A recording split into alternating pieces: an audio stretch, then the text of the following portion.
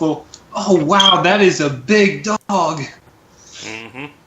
What is that monstrosity? Commonly known as the Russian bear dog. All right, I'm rewriting the scenario. I've got a new monster in mind. Hello, everyone, and welcome to the Pugmire one-shot. Today we are playing with. We've got 4 players here. Everyone's made their characters. One of you is playing a pre-rolled character from the books. So why don't we get started by presenting the different characters? Everybody can take turns talking a bit about who their characters are, what their personality traits are, because that's a game mechanic in this game. And then I will present the fortune bowl mechanic, and then we can get started. So, why don't we start with Sir Rufus Jowslobber? Okay, well, Sir Rufus Jowslobber is a very old but very good dog.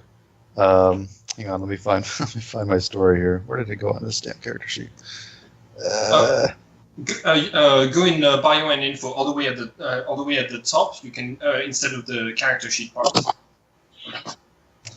Oh yes, it's in the Roll20. Okay. All right. So bio and info. Okay. So he's been a very good dog, one of the goodest ever for a long, long time. He has served man well since he was a young and frolicking pup. But now, in the twilight years of his life, old Sir Rufus has heard of one more great quest to make the world a gooder place. Rufus knows that all dogs go to heaven, and he hopes to die a glorious death before old age takes the taste of food away from him. So, once again, he will put on his beaten armor, belt up his gleaming sword, and do what all dogs love to do, go outside to serve man well.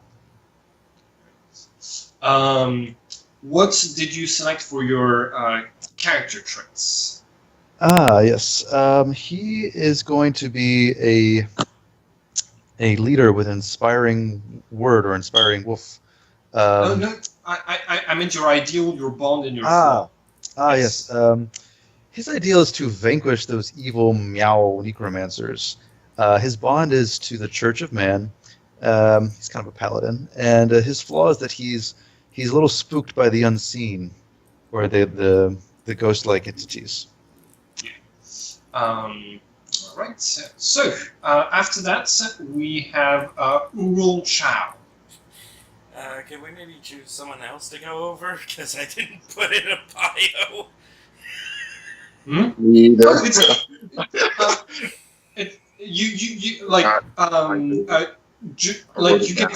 you can concentrate on just small things, like, for example, what your like things we've already established about your character. We've got your background.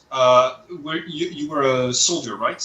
Yes. Well, Okay. a soldier in a different faraway army that suffered a defeat, and unfortunately, Ural got a little bit lost and found his way to Pugmire.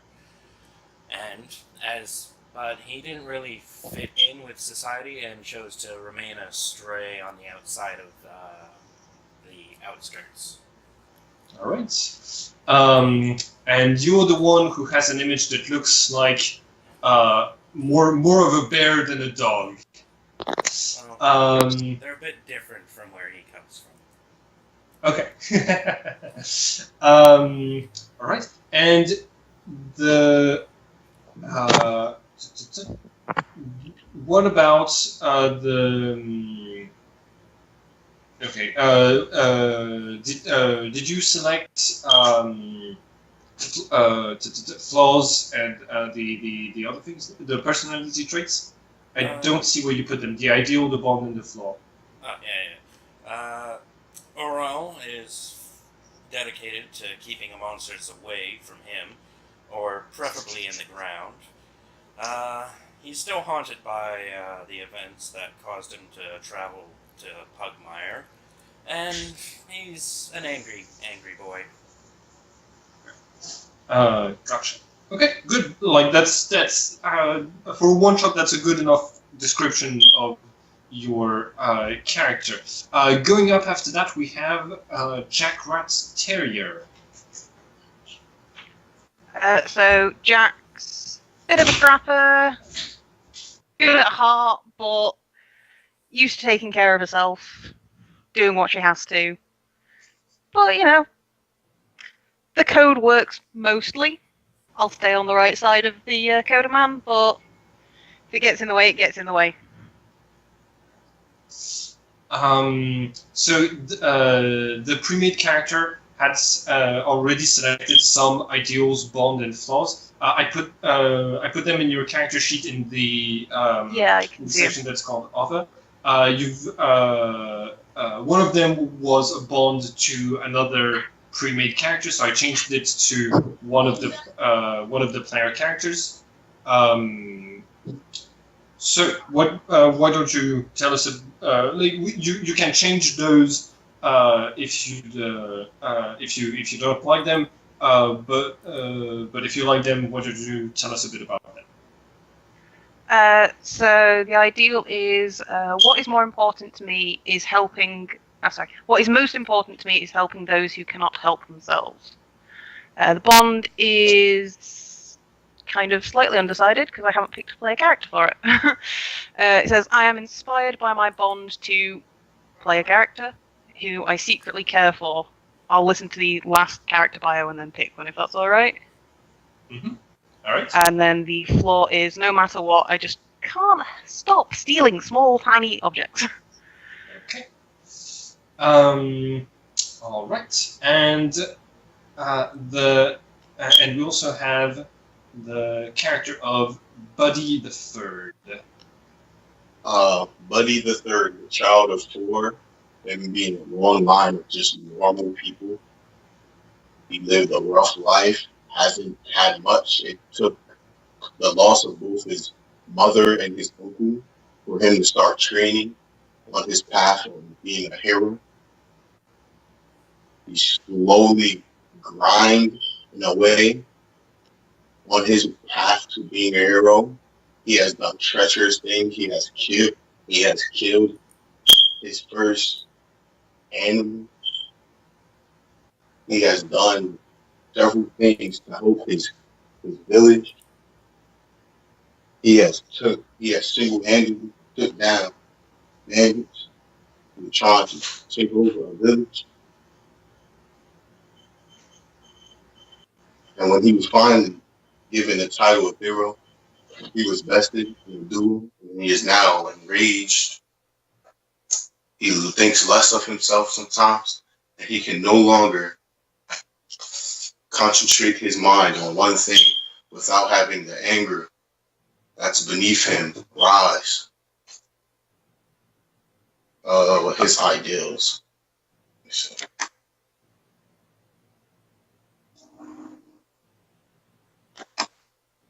What did you select for your ideals? It was protect my own to reflect that you were the hero who had saved your village against. That's my home. Mm-hmm. I love my family. That's my bond. And my flaw is to keep my anger in check. I have to keep it in check in order to be a hero. All right. Okay. Before I talk about the fortune bowl, Jack Rat Terrier, do you have one dog in particular in this group that you think would fit best with your bond? I'm thinking probably Rufus, if that's all right. Rufus? Oh, sorry. Say what now? I've got a bond to pick that links to another player character. I was thinking Rufus, if that's all right. Oh, Rufus would be very, very happy to have a bond with anyone who serves man. Kind of. We'll make a good dog out of you yet. Fair enough. All right. So, in this game, there's something called the Fortune Bowl. Right now, there's 2 fortune inside of it. It's a mechanic that sort of demonstrates it stands a bit apart from Dungeons and Dragons a bit because this game tries to have a focus, an emphasis on cooperation, and basically, fortune is a measure of enthusiasm, inspiration, and teamwork. As characters overcome obstacles, portray their characters in interesting ways, or otherwise contribute to interesting stories, they build up fortune in their fortune ball. All right. So at the start of every adventure, I put 2 points in it. I put more points in it as you play according to your personality traits in a way that makes the story more complicated or interesting. This is what your personality traits are for. I can also give out fortune at my description. If a player at the table makes someone laugh, comes up with a good plan, or acts in a way that everyone agrees is a good dog. Furthermore, a player can force me to put fortune into the bowl by intentionally failing. If you're about to make a roll that one of your dog's personality traits would impact, such as be nice to cat, for example, the player can choose to fail before he rolls any dice. If the player chooses failure, the guide adds 1 fortune to the bowl, and the result counts as if the player had rolled a botch. As if you had rolled a 1, which is a critical fail. Whenever you are in a tight spot, the player can ask the group if it's okay to use the fortune from the bowl. If no one disagrees, the player can take 1 fortune out of the bowl and give it back and just erase it. And you then re-roll any dice, choosing the higher roll. So that's to show like a bit the reason everybody has to agree to let a player use something. It sort of represents the cooperation between and the bonds between dogs. Okay. So it's like a shared like inspiration pool kind of thing. Yeah, something like I don't know what the inspiration pool is. I have not played Dungeons and Dragons in more than 10 years. Okay, I gotcha. That's cool. All right. So you start off with 2, and I'll put in some more. Okay. So your group is a group of adventurers, and you have gathered together to because it has come to the attention of the explorers of Pugmire recently that there is an underground temple, an underground structure built by man back in the day where man was still present in the world, and it has been sitting there for millennia, waiting to be discovered. And recently, the entrance to it has been excavated, and the expedition and the royalty has sent a royal reward to anyone who would go in there and explore it and bring back any artifacts, because the artifacts in this game are objects of technology left behind by man that work similar to magic, because the dogs in Pugmire have reverted to medieval level of technology, and so there's a very strong reward for bringing back such useful objects to the city. Your characters have assembled together. You already know each other, and you are on your way through the marshes, through the bogs that surround Pugmire, to try to get there. On your way, though, there is the problem that the bogs are hard to traverse. So everybody can roll for the skill traverse, and if you don't have that skill, you're going to have to roll.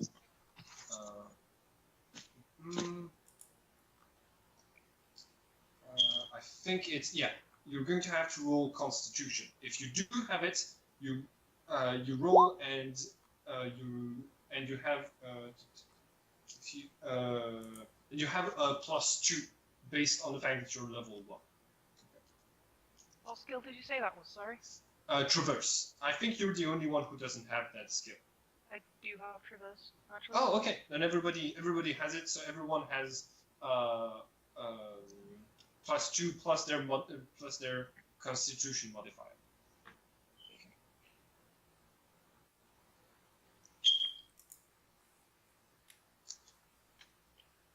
Oh, not a great roll to start. Yep.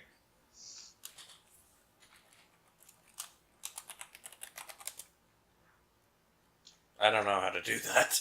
How do I roll? To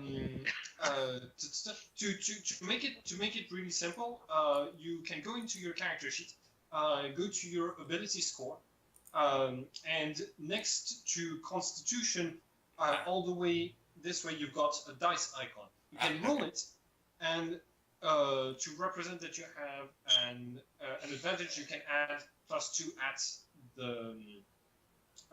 You can say that you have the skill, and I'll add +2 to it. Well, I have Traverse, so.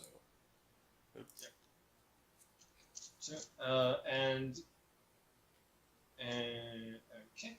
And can we have a roll from Buddy?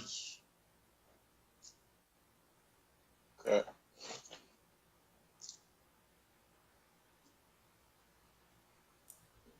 You can also type /R or /roll 1d20 plus whatever modifier you have. Okay, so it's what's happening is that so Rufus is striding along confidently, the oldest dog in the pack, and everybody else is sort of bogged down either by armor or by the fact that you're not used to being out of the city, and everybody else is falling behind. Rufus, you see this, and I figured out how to roll, and I got 19. Okay. I thought. I think your first Constitution check was good. Oh, was it? Damn it. I mean, like you had rolled a 3, so it was like. Because you have the skill, it would have ended up being a 6, which means everybody except Sir Rufus rolled a 6 in total. So yeah, you're all having this like difficult time plowing through the mud, except for Sir Rufus, who is the oldest among all of you. So,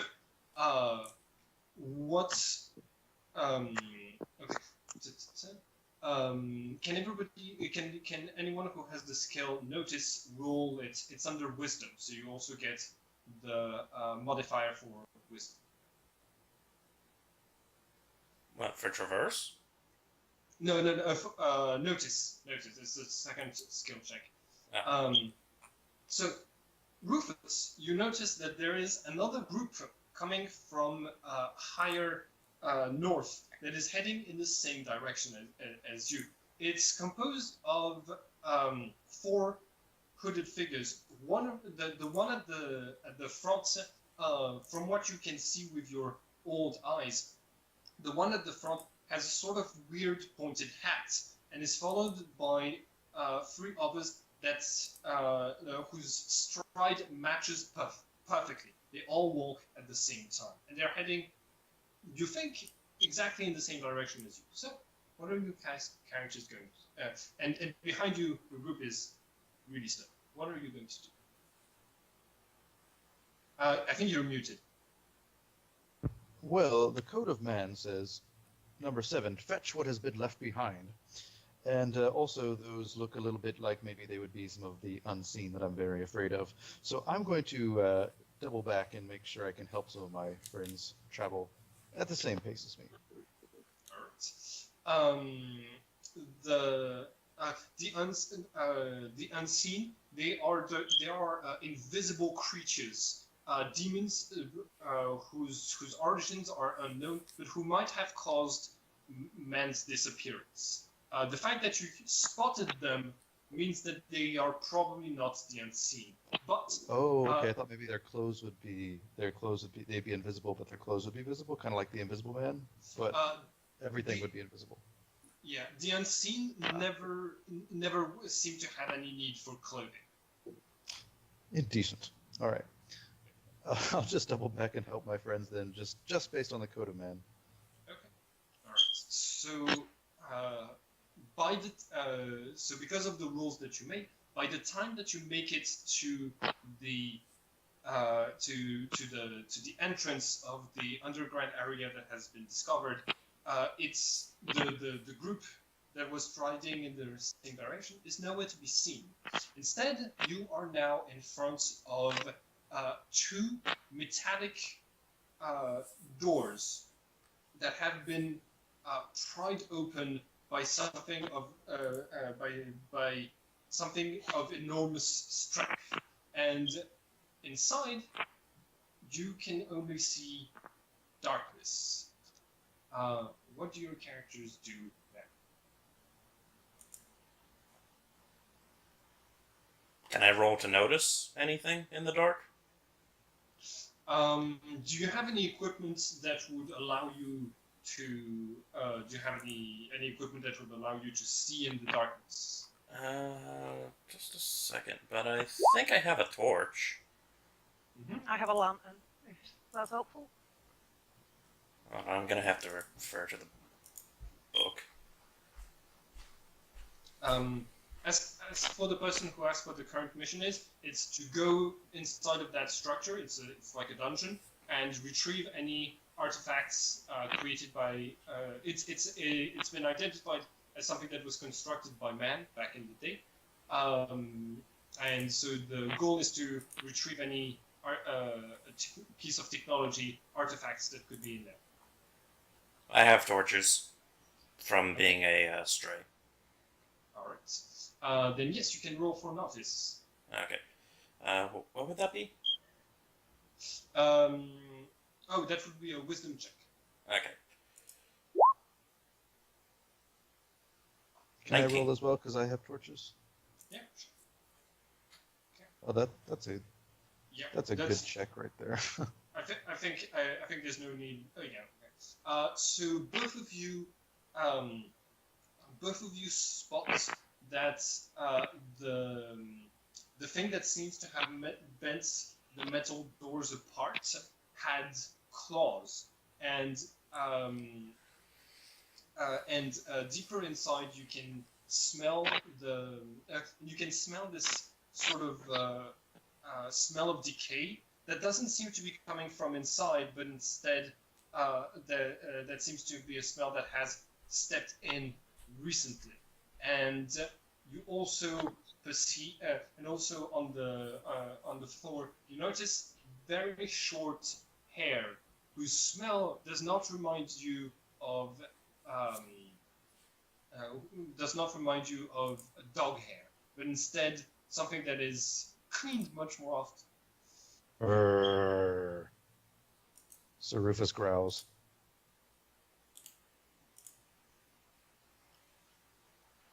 And Sir Rufus will draw his warhammer, and he will say to the rest of his team, or advise the rest of his team to do the same and to advance with caution, and be ready to kill if necessary. Well, I have These might be the cat necromancers. Like sniff out the area. Sorry, what? I didn't hear. I didn't quite hear that. Like sniff out the area to see like. Is there a way to like know like what's even deeper inside, like down to the bone? Yes, there is a way. You have to go in because people already rolled for notice, and I gave as much information as was available. Where you Okay. Just remember the Code of Man rule number 3: bite only those who endanger you. But as a hero, nothing endangers me. So Sir Rufus doesn't know what to say about that. I guess I'll leave it up to the group to decide if that's good dog behavior or not. Earl cares not about good dog behavior. Then onward. Okay. Right. So, what order are you stepping inside of this like dungeon in? I'm walking casually with the great sword in hand. Jack Okay. will offer to sneak forward because I'm sneaky. And scout out the front. Yes, come along, Jack. I'll watch behind you. Right, just give me 1 second.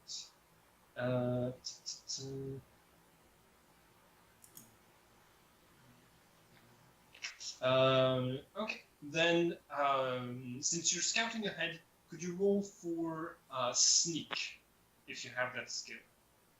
I do. I'm Okay. just typing it in. So it would be dexterity. Yeah. Okay. Perfect.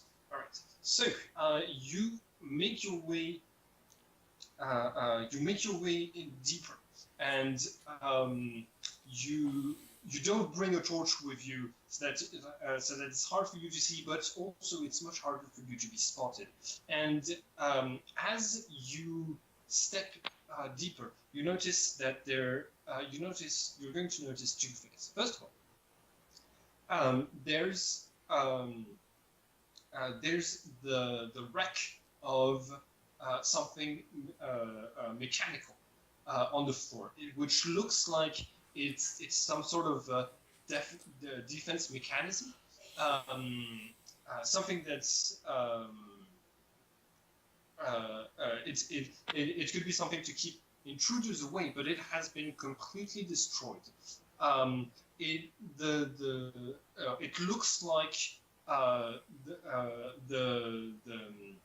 it looks like a mixture between the devices known as the terrible shock collar, or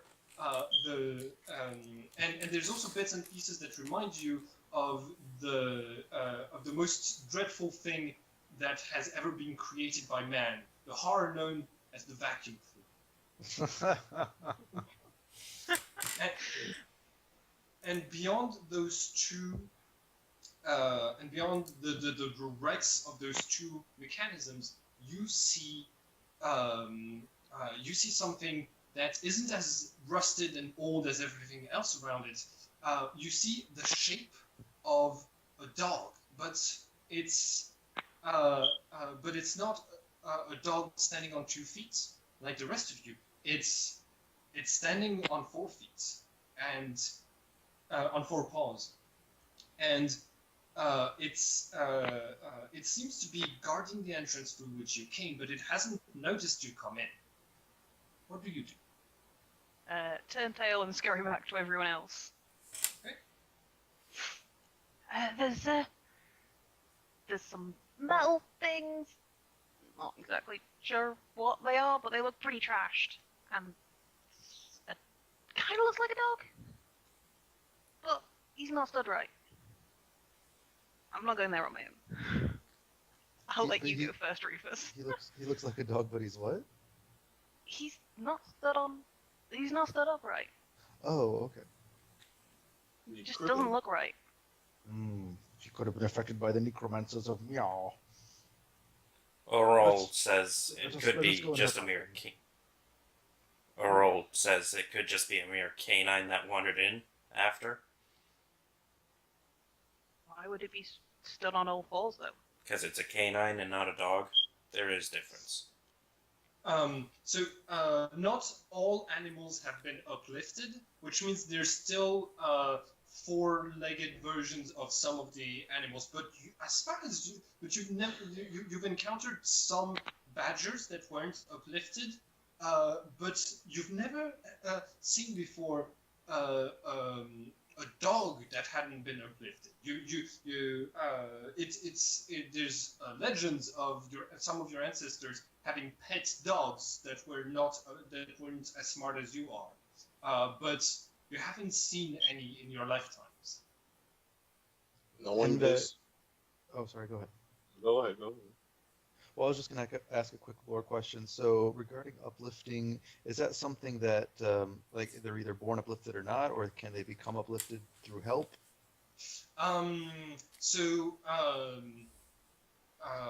Okay.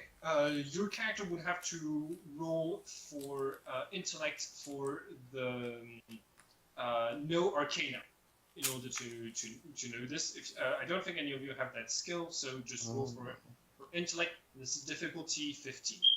Rufus is not very smart dog. Very not smart dog. Yeah, you don't know this. It's like ancient technology. You retrieve this for man, but you don't. You retrieve the technologies of man, but deciphering its inner workings and how you were uplifted. All of these are mysteries for the companions. Not the companions. The Smart people, doggos. they're called artisans. The magicians of this setting who use technology. Okay. That makes Means sense to for Rufus. put great sword away, and I charge ahead. Okay. So you make it inside, and as you get close, you hear a sort of weird growling coming from the spot where the four-legged dog has been spotted. But it seems weirdly echoey. It seems like the ground is echoing through something metallic, and it doesn't sound. It doesn't sound like. It sounds more like a growl passing through a music instrument, a metallic music instrument, than a growl passing through a throat. And it's a threatening growl. So, what do you? Are you the only one who charged in, or are the others also stepping into the darkness after you? Are y'all? Well, we gotta go forward anyways. So And I Yes. still have So torch Rufus, out. Sir Rufus would have come with you and given an encouraging, "Come, Jack. I'll stand with you." That's fine. I'll stay in the back.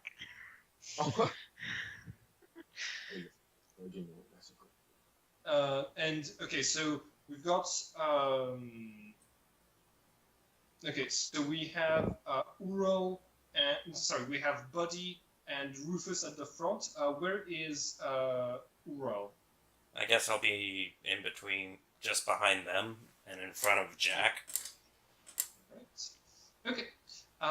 So as your torches light the creature that you're facing, you realize it's not a dog. It's only an animated armor of a dog, and it's been left behind here, and there's this sort of vapor coming out from between the seams of the armor, and you realize you're up against an armor of a dog possessed by a ghost. There's necromancy afoot here. And it immediately charges you, so roll for initiative. It's a dexterity check. Yes, I have.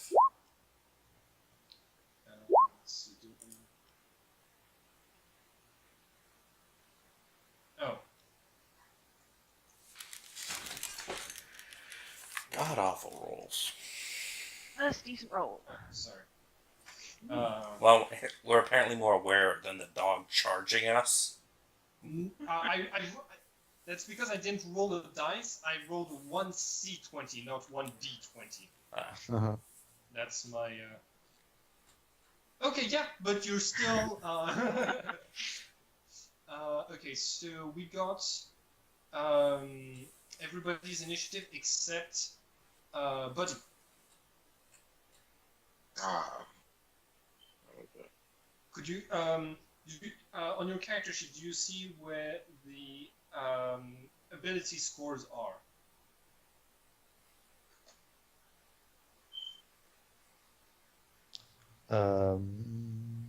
Yeah, perfect. Okay, that's a 13. So, the first one to act is Jack Rat Terrier.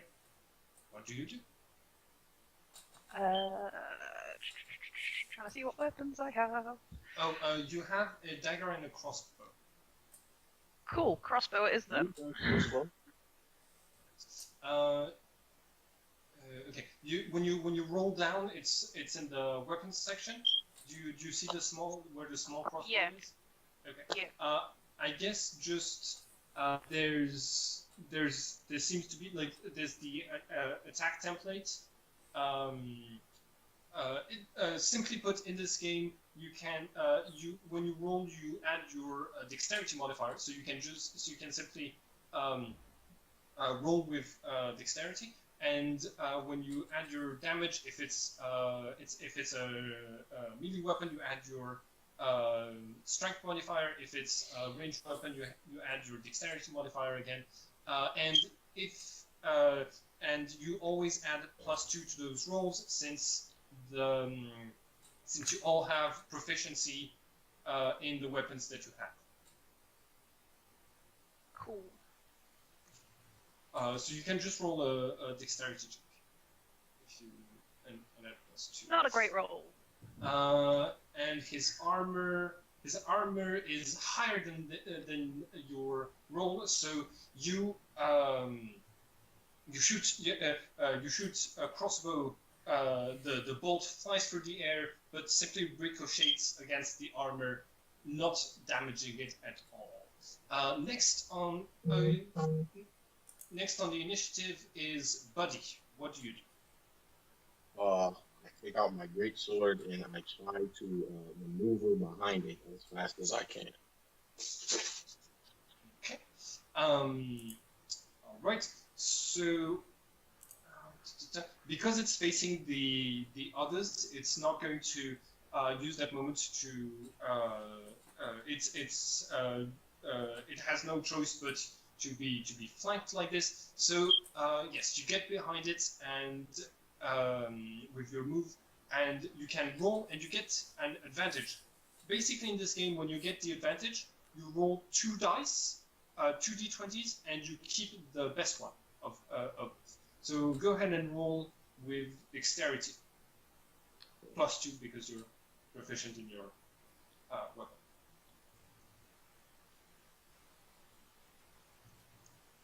I will be first to the afternoon. I will be first to. Okay. All right. So that means you rolled a total of 14, and you you hit it. So now you roll the so when you do that, you roll the damage of your weapon. Your great sword being 1d12. Okay. Sorry, I can't hear you at all. What did you say? Oh yeah, it is 1d12. Alright, never mind, continue. Yeah. Do you see on your character sheet where the weapon is? The great sword? Oh. You've got to scroll down. It's not power attack bonus. The power attack bonus. So, sorry, I didn't understand what you said. Power attack bonus. Oh,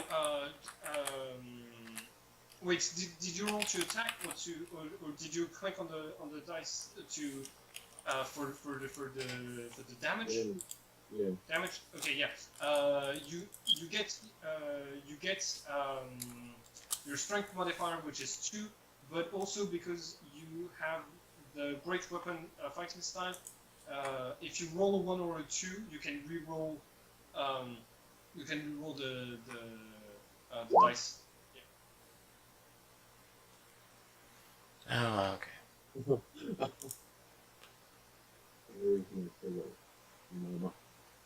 And Ural, you're right. It should have been strength test. I totally forgot this.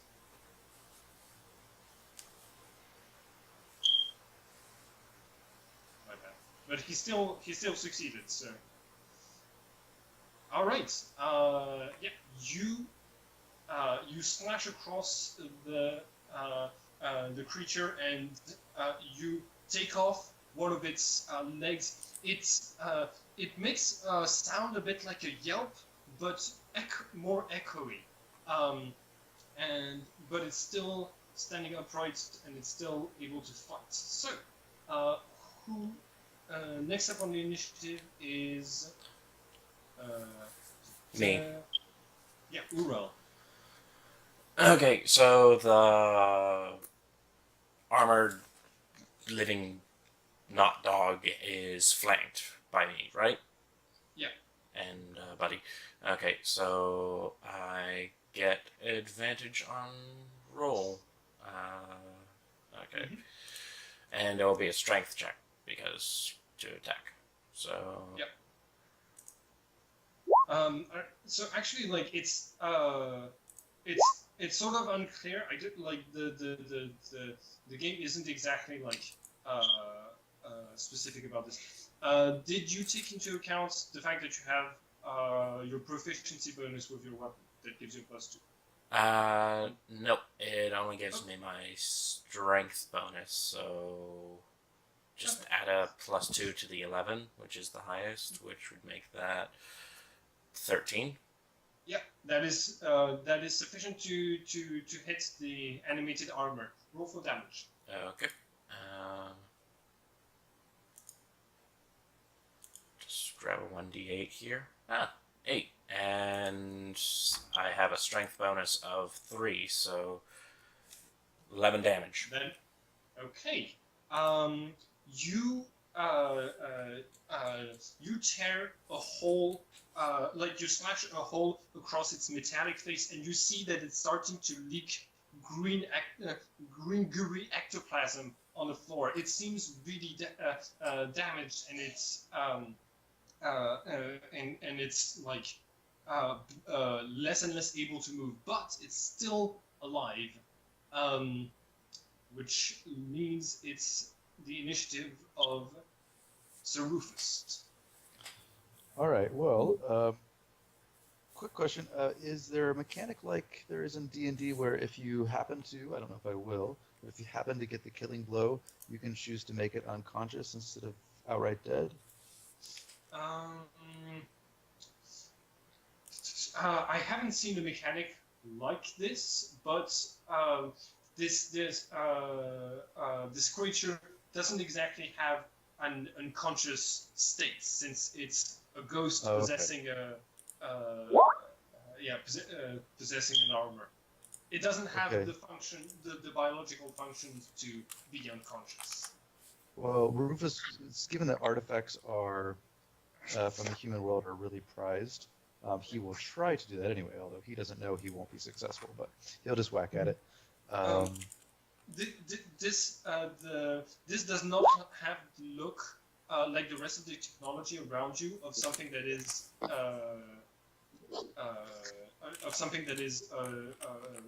that was designed by man. Okay, I think that first one didn't work because there should be some modifiers on there, and I just tweaked my macro to try to fix it, and it looks like it's adding it on the second roll. But there should be another +2 on there, so it should be 23 for the proficiency. It would appear so. The first time you rolled, that's weird. It says plus 220. Okay, yeah. The first one was really weird. I was trying to add the proficiency to it. I just manually typed in +2 into the formula, but I'm not going to try to mess with that anymore. So I took it out, and then it rolled it normally. It looks like. Okay. You finish off you finish off the animated armor, and it collapses in like it simply like sort of explodes into the different metallic parts, scattering all around, and actually. Okay. And it's going to scatter those pieces of metal with such force that you might get hit. So everyone, check your. Never mind. It rolled a 1 to explode. It doesn't explode very strongly. Yeah. Since it's a 1 on an attack roll, nobody has to defend. It's all York. What are you?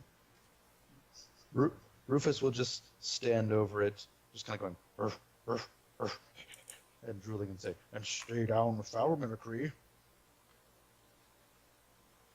Nice. I really like Rufus. What are the other characters do?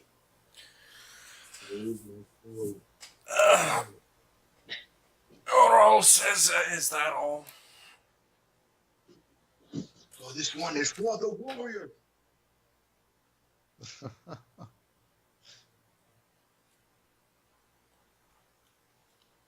I'm just gonna hide behind Rufus and go, is it down? Is it staying down? Is it?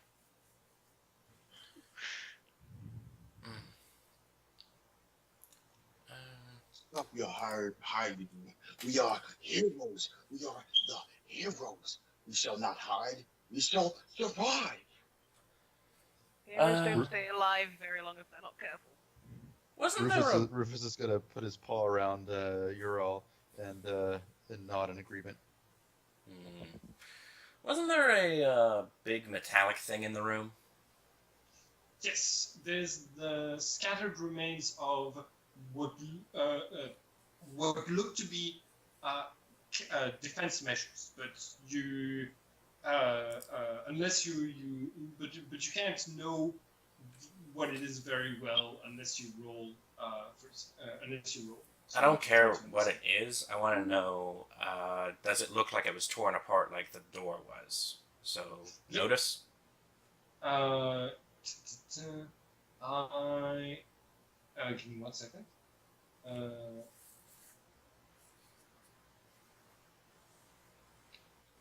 So there's notice and search, both of which seem very similar.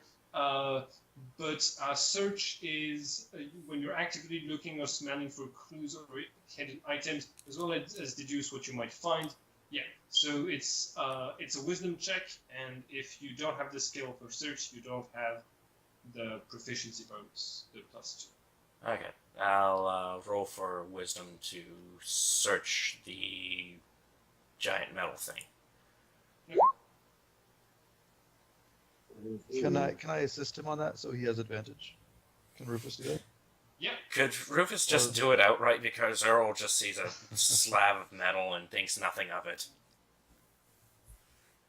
No, we're all in this together. I will assist you. Go ahead and roll again. Okay. Earl still sees a big slab of metal. Wow. I'm not getting good rolls. Let me hope. I need to hope. Sorry, what was that? I want to hope. Okay. You can also roll a wisdom check if you'd like to help look at the remains. Never mind. Yeah, it would seem that your company of mostly warriors is not very good at deciphering clues or identifying pieces of technology. This is going well. Because we're stupid doesn't mean we don't have eyes. Let an old soldier have a look. Alright. So, what were you trying to determine with this check? Well, I was just sticking my nose into whatever they were sticking their nose into to see if I can smell anything better. Well, we were trying to see if it looked like the robot was torn apart the same way the door was. Yes, it has been torn apart in a very similar fashion by something that seems to have a lot of strength. And Rufus, a you find it just in the cracks of one of the uh, like in the cracks in the joints of one of the pieces of metal, you find the bone, a small bone that looks to be like the tip of a clawed finger. I would like to gingerly extract this bone with my teeth. Well, never mind. I keep role playing this as a four-legged dog. I've got opposable thumbs. I'll pick it out with my fingers like a civilized animal and hold it out to the group for inspection. Well, what do you think of this? I roll for survival check because that kind of seems relevant to figure out what it is. It's a bone.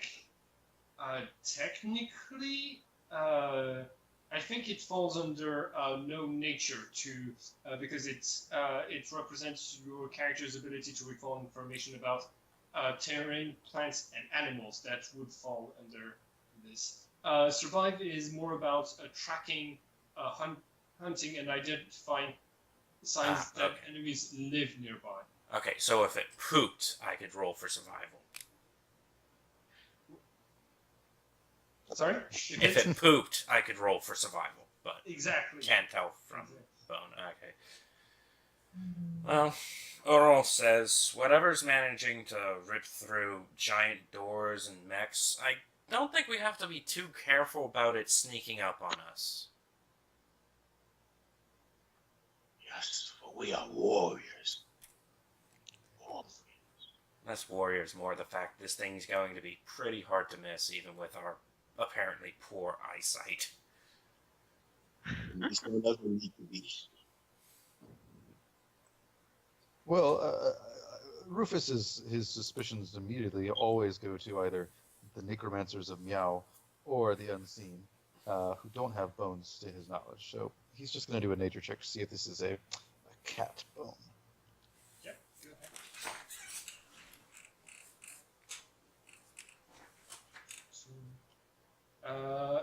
It whispered it to the GM? Okay. It would appear that this is not the finger, a piece of finger from a cat, but instead one from a dog. I will pass this on to the group. So we have to keep an eye out for a giant dog.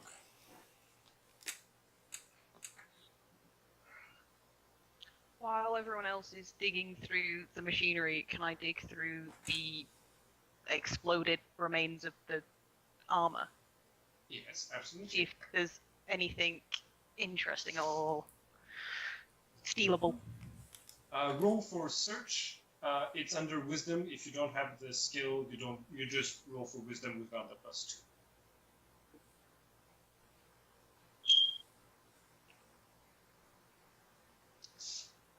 It seems the armor is. It looks like it's made. It wasn't made in Pugmire. The style is too refined. In fact, it looks. There's so many like little details, engravings inside of the armor, and sometimes even arcane symbols that you're pretty sure this comes from the kingdoms of Mao. But it's been made to look. It's been made in the shape of a dog, for a reason you don't necessarily know. Is there any relatively small shards of metal with any of these arcane symbols that I can pocket? Absolutely. Oh yeah, absolutely. Cool. Okay, so what are all right. Deeper in the room, there's two There's corridors heading in two different directions. What do you do? It's off. Cover more ground. No, that's bad idea. No, that's good idea. Okay. All in favor of him just going on his own, and the rest of us staying together. Actually, better idea. Did Ural notice Jack pocketing the little metal bits? Was Jack being sneaky about it? Not especially, but I was doing it while they were investigating the other machine, so... In which case, I'm just going to ask for a notice check at a difficulty of 10. If you succeed, you saw it. If you didn't, if you don't, you didn't see. Okay, so notice would be wisdom. Yeah. And do you have the skill? Yep. It doesn't matter. So. It would bring you to 6, but that's still not a success. Okay. You did not notice. Ural just asks, does anyone have a coin? Or something to flip. Yes. Rufus, rather than produce a coin, he will just interject and say, "Oh, I've seen bad things happen to a party when they split in the past, my lads. Best we all stick together." And try to use his persuasion. And then I silence myself. May I roll a persuasion check? Or we can do that in PvP? Then it depends. Can Buddy be persuaded not to split the party?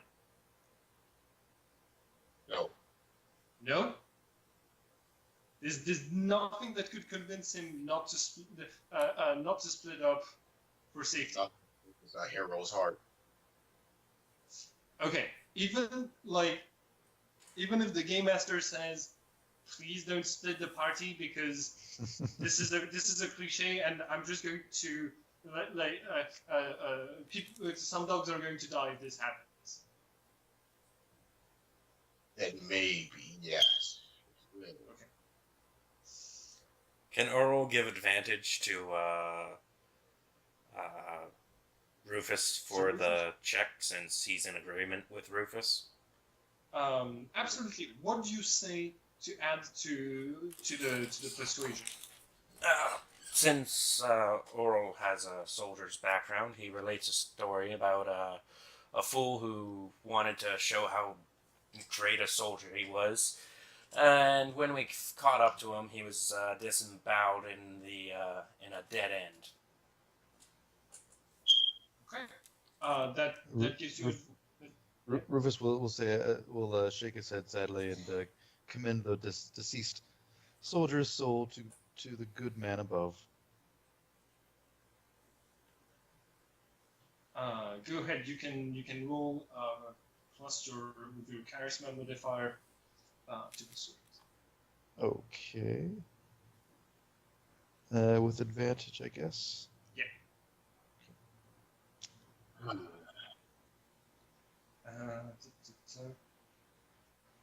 Yeah. Okay. Yeah, that seems Buddy.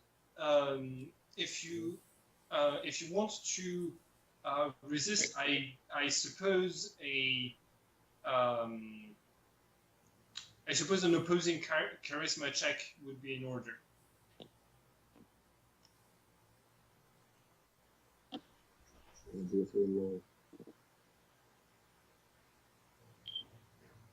Never mind. Yeah.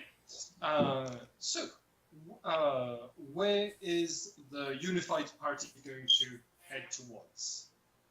I say before we leave, we are one. You are my new family. I shall stay with y'all, for we are now one. And Rufus would like to defer the choice to the noble hero, since he was so gracious as to relent to keep the party together. Right or left, my lad?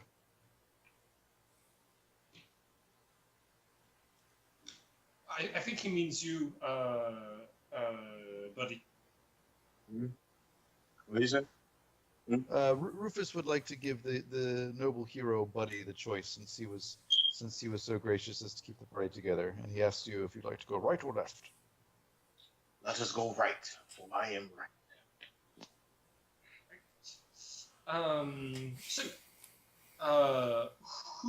alright, you start to head off in this direction, and your paws are clanking against the metal of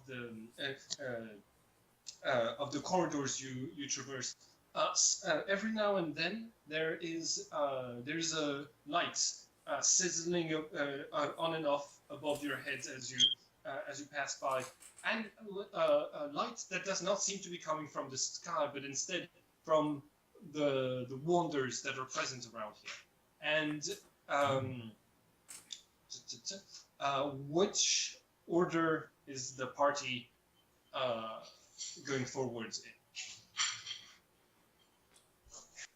Yes, that I'm leading since I chose. Okay. Rufus second. Okay. I guess I can be in a line formation after those two. All right. Which needs Jack to guard the rear. I'm happy with that. Okay. So you you make your way through the corridors until you reach a room, and as you step inside of the room, it starts to it's a circular room in the shape of a cone, and there's nothing here apart until you step inside. At which point the sort of glow starts to appear at the center of the room, and you see this sort of floating blue orb that is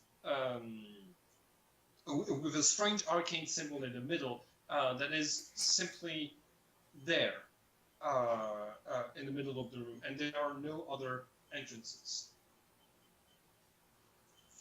What do you do? And the orb appeared all by itself, and it does not look exactly material. It's just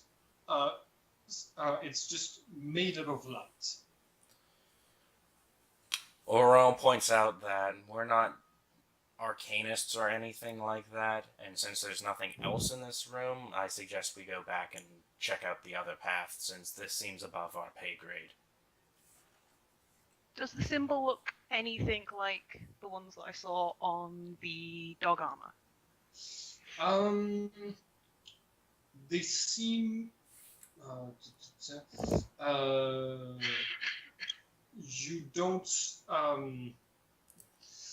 You don't recognize it unless if you roll for no arcana. It doesn't look like the same type of symbol. It's probably not going to go well, but might as well roll for it. Okay. Didn't go well. It's under intelligence. It's definitely not going to go well. Oh, not that bad. Okay.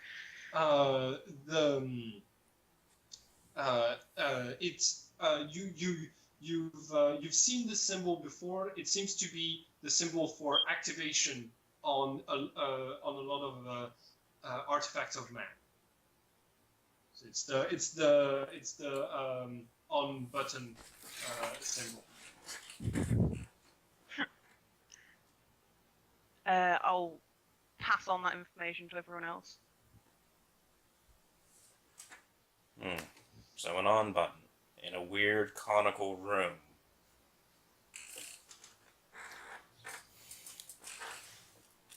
I mean, we are here for artifacts, but this sort of seems a bit too big to carry out, so is honestly not much of interest to us. Or me, at least, or out.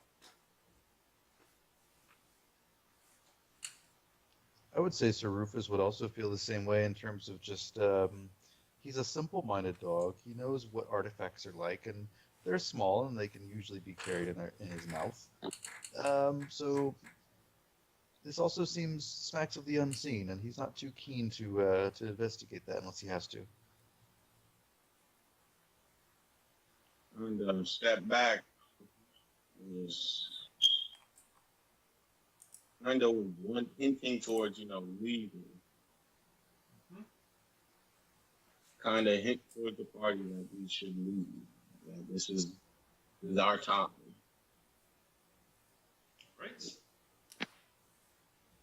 What does Jack Rat's Terrier do? I kind of want to see if I can nick anything, just for entertainment value. Is there anything small around? Anything interesting looking? No. The only thing that catches your eye here is this. It's just the big glowing button. That's all there is in here. Okay, I'm probably going to do something stupid here, so chime in if you really don't want me to do it. I really want to press the button. Any objections from the party? I look at you and I say, please let me leave before you try anything. I'm an old dog. If anyone's going to take their life into their hands, it'll be me. You have your whole life ahead of you, Jack. Let Rufus do it. I stop and put a shoulder on his arm and say, you can't lose the vice with No, I've seen many summers. She is willing to lose her life. Let us go. I must be Yeah, loyal while to they're those arguing, that are I'm going to go true. press the button. Oh. No, Jack, no! You got in a room. The instant you press the button, the room, the walls, the room sort of lights up with light, and a second afterwards, it seems like the room itself has disappeared, and that you are all like the ground has vanished, and so have the wall and the ceiling, and instead you seem to be outside. And you, the place that you're at is odd because because it wasn't raining when you entered this this structure, but right now there's rain. You can see like rain falling towards you, and menacing to make you all wait. But there's the orb doesn't have the same symbol in it, but it's still present where you touched it. Everyone, what do you do as the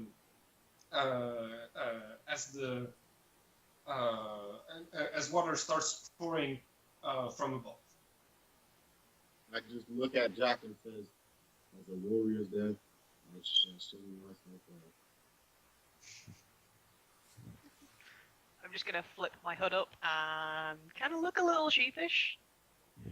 The rest of the group. Can we still see the doors, or are we actually truly outside? Or it looks like we're truly outside. It does. You when when the rain starts pouring around you, it doesn't make any of you wet, but you cannot see any doors.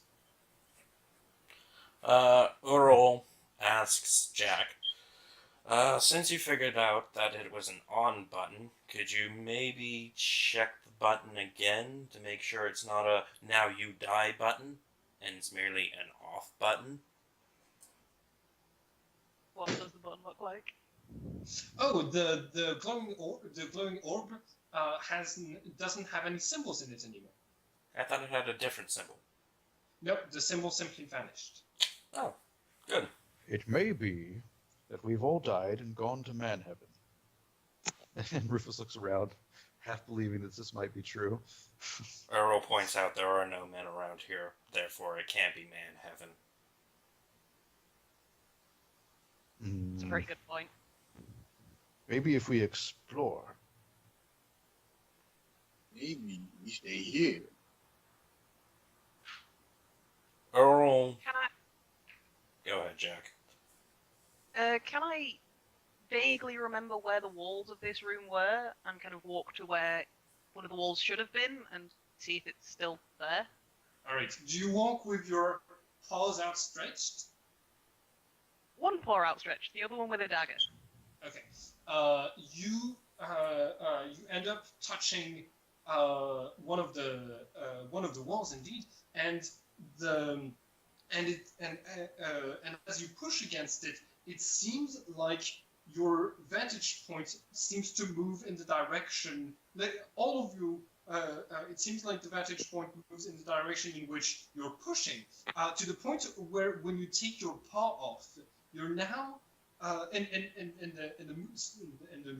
speed is very fast to the point where you're now inside of a village, and there's pups around you who are playing and throwing and like throwing balls at each other, and the ball lands in the middle of where your group is standing. Everybody roll for wisdom to avoid the overpowering instincts to go and fetch. Oh my gosh. Rufus is going to be fetching that ball. Yeah. Oh, man, there I go. Oh my god. Oh, God. This is going great, I love it. I see I'm the only one with maturity in the group. Yeah, exactly. So there's instantly a pile of 3 dogs as Uro, Buddy, and Jack all pile on top of each other, and in an attempt to be the first to catch the ball. And but you all pass through it, and the kids who are playing around here, one of them walks up to where it is, walks through your bodies, picks up the ball, and throws it out. Instead of throwing it out, catches it in his mouth and runs away as the other pups are trying to take it from his jaw. What do you do next? Up in anger. And how dare you take that from me? Do you not know who I am? Everybody can make a notice check. That's wisdom, yeah? Yes. Woo! 20, because I have notice as a proficiency, so... Oh, wow. Okay. So, Buddy, Ural, and... it's good. It's good that Rufus is the only one who missed it. Because here's what happens. You are... you're watching this village, and there is there's this shape at the edge of the village that's sort of like leaned over, and that is completely transparent. So you don't see anything for it. But it seems like the room is highlighting it, like in a video game when you have a blue contour around it, except it's a red contour, and it seems to be highlighting something that looks vaguely humanoid, that's invisible, and that is watching the children play. Who sees this? Overall... Everyone except Rufus. I've got my head in my paws. I'm just shaking it over your childishness, chasing the ball.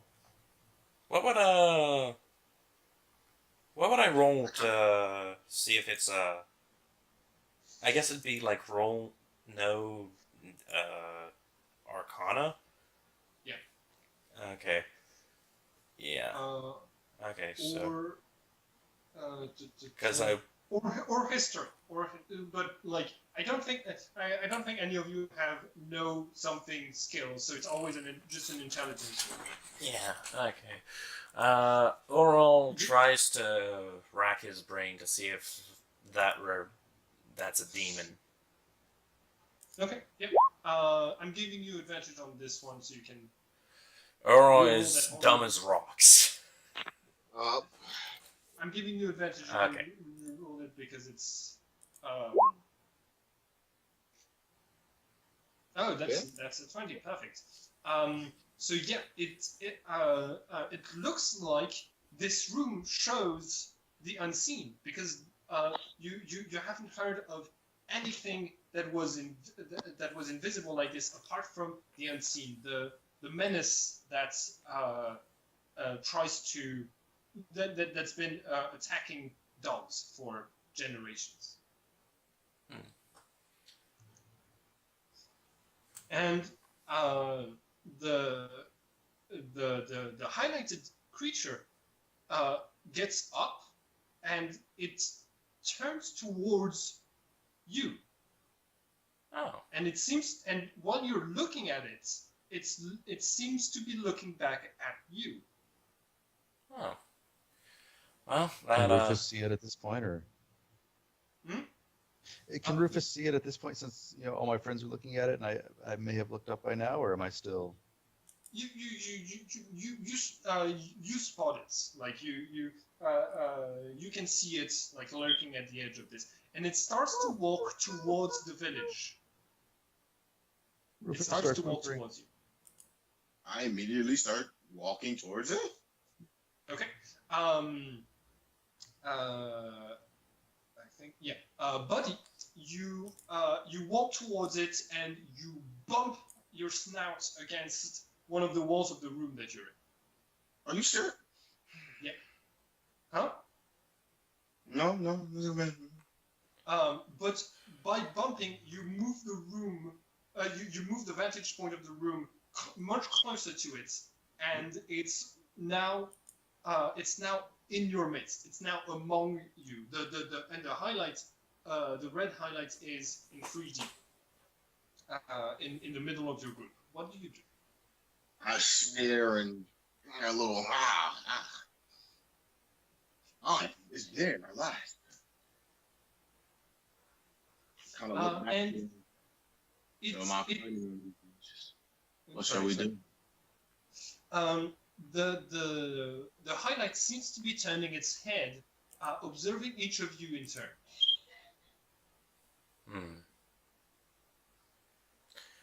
Well, Oral notes that, unlike the ball and the children, it seems to be reacting to us, which means there's a demon in our midst, which means unless anyone wants to talk to the demon, we better get ready to fight. Rufus agrees with that, but he's going to move to the back of the group. He's going to tuck his tail between his legs, and he's just going to be fearfully barking. He can't even talk right now. Once again, I rise my sword and I'm like, "Who are you that you shall walk upon us and glare at us with those eyes?" So it does not speak. It does not respond. But you see it. It looks towards. It looks towards the west, and in the west you can see that this is where you can see the roofs of Pugmire and its high walls, and beyond that you can see that it's looking in the direction in which you are, towards the bog, towards the marshes, and it starts to move in that direction.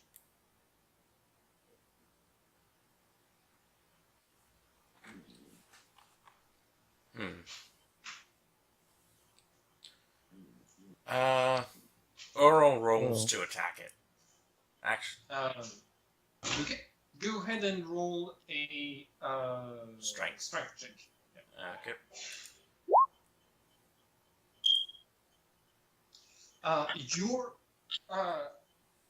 Your weapon slashes across it, but just like it doesn't, you can't see it. It also seems that you can't feel it. It doesn't seem to react to your attack. Apart from the fact that it now crouches on all fours and starts to gallop in your in the direction of Pugmire. Oh, and the bog is beyond Pugmire, as you said, right? Yeah. Oral notes, while this creature seems to be here, it is in fact in a village somewhere and is making its way towards us. I turn to my party, and I tell them maybe this is a illusion, something that we must see in order. Maybe this none of this is real. Is there any way that we might, I don't know, it sounds like a long shot because villages are pretty nondescript, but that we might know where this village is just by seeing it, or any surrounding landmarks, mountains, or... Can I roll for survival? Because we can see Pugmire, the top of Pugmire. Yeah, absolutely. You can roll for survival to be able to place yourself. Like you can see the mountain ranges to the north, and so it's easy for you to place yourself like this. Okay. What would survival be? Hold on. Ability scores. Survival is wisdom. Okay, and I get proficiency in that since I have that. Yeah, you get a +2. Okay, so 13 that is- plus 1, 15? That is good enough. Just give me 1 second. You are in Mutt Town. Okay. It's on the map. If you have, I can. I'm gonna pop up the map of Pugmire in Roll20. Just give me a second. How far away are we from Mutt Town? How far have we traveled? You're quite a few miles from Pugmire itself, and Mutt Town is farther still. I gotta check. So that might be a few hours of travel. I tell I guess it's time for us to make haste. So the one who makes haste towards us. Rufus is down with that. Sounds like a pretty good idea to me. I'll be right back. Just give me 1 second. As the code of man says, protect all from the unseen. Oral says, well, it looks like the people we're going to have to protect is ourselves, as it's making its way towards us now from Mutt Town. So I suggest There's we no other way. get moving. Let's go. Yeah. So Rufus would rather face his death, his glorious death, outside than in this place. Well, we're still here to, find an artifact. And there's also necromancers about, apparently, with a giant dog beast. Have you not realized that we have failed our quest long ago? Also, just one thing. You are the place where you're at right now is allows you to see the outline of the unseen. But as soon as you step out, you might not be able to perceive your enemy. Oh, Whether or that's not it is coming true. whether or not it is coming towards you. It is, after all, completely invisible for the most part. And What? Oh, sorry. Just real quick, this is the map for Pugmire. Let's see. Mutt Town is here. Yeah. This is Pugmire, and your characters are here beyond the marshes. So, have we, another lore question, have we ever heard of any good dog successfully hurting or killing an unseen, or actually, by that token, an unseen actually ever really hurting a dog? Okay, so there are many tales of unseen attacking dogs, good and bad, but and sowing discord on purpose among your society. One thing of note that is important is that there has been a way. The ways have been found to fight the unseen, thanks to the priests in this game who are called the shepherds. In fact, the person who found a way to fight them in the first place was able to create Pugmire and unite a society at last. Because before then, there was no other way to. There was no good way to fight them. And it's thanks to this that you've been able to build a society. It's thanks to those shepherds. But you weren't expecting to have to fight any unseen today, which is why your party doesn't have a shepherd. Magical damage only, guys. No, it's more a matter of seeing. It's a spell that allows you to perceive them. Or at least to notice their smell, which is otherwise impossible to detect. If I just chuck some dirt in the air, or like watch on, like that, everything. What's that? Like if you like throw sand in the air, it would like shape its body. It seems like it can only be revealed through magic, or focusing on its very faint scent. So. Well, actually, knowing all of that, I guess the most logical plan, even to Sir Rufus, is probably not to go fight it while we don't have a shepherd. Let it come here. Because there's only one entrance coming in. And if we can see it in here, we could fight it and have a glorious victory.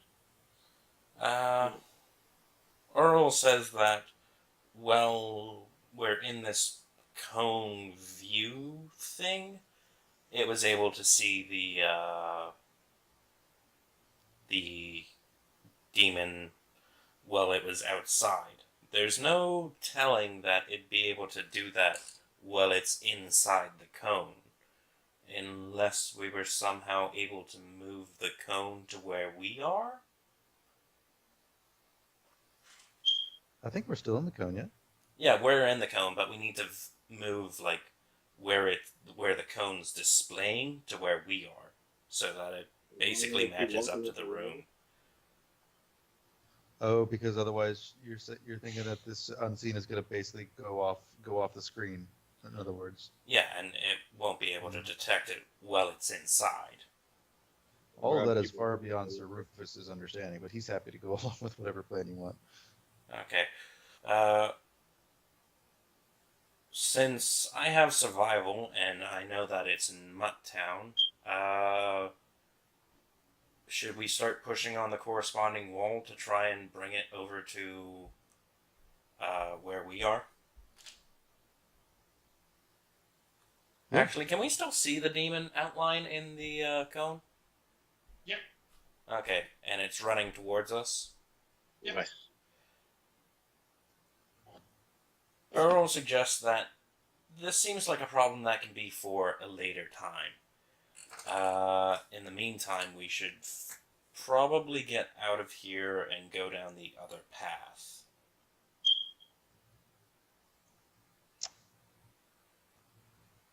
Running is also a warrior's strongest ability. So, yeah. At that pace, it looks like. Oh, sorry. Also, it has to, cross a river. They're demons. Water walking is reserved for Jesus. Yeah, we've got an hour or so before I can get this far. Maybe more. Mm-hmm. So let's make those. So, is that a orb without the symbol still visible to us? Yes, it is. Okay. I say we hit that and move on to try and close down the relic. When you touch it with your paw doesn't feel anything apart from a sort of warmth, but the walls reappear, and the place falls back into darkness, which means that your torches become once again necessary. And and the symbol returns to the orb at the center of the room.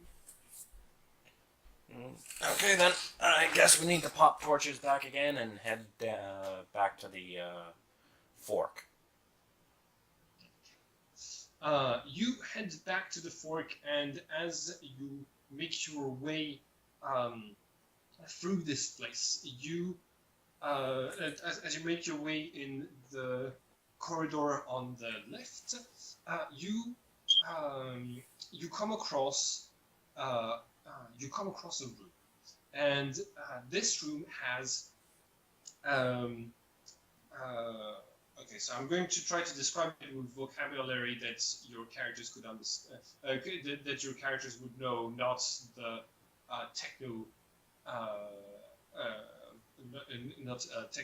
technological words. There's a room with a lot of weird equipment.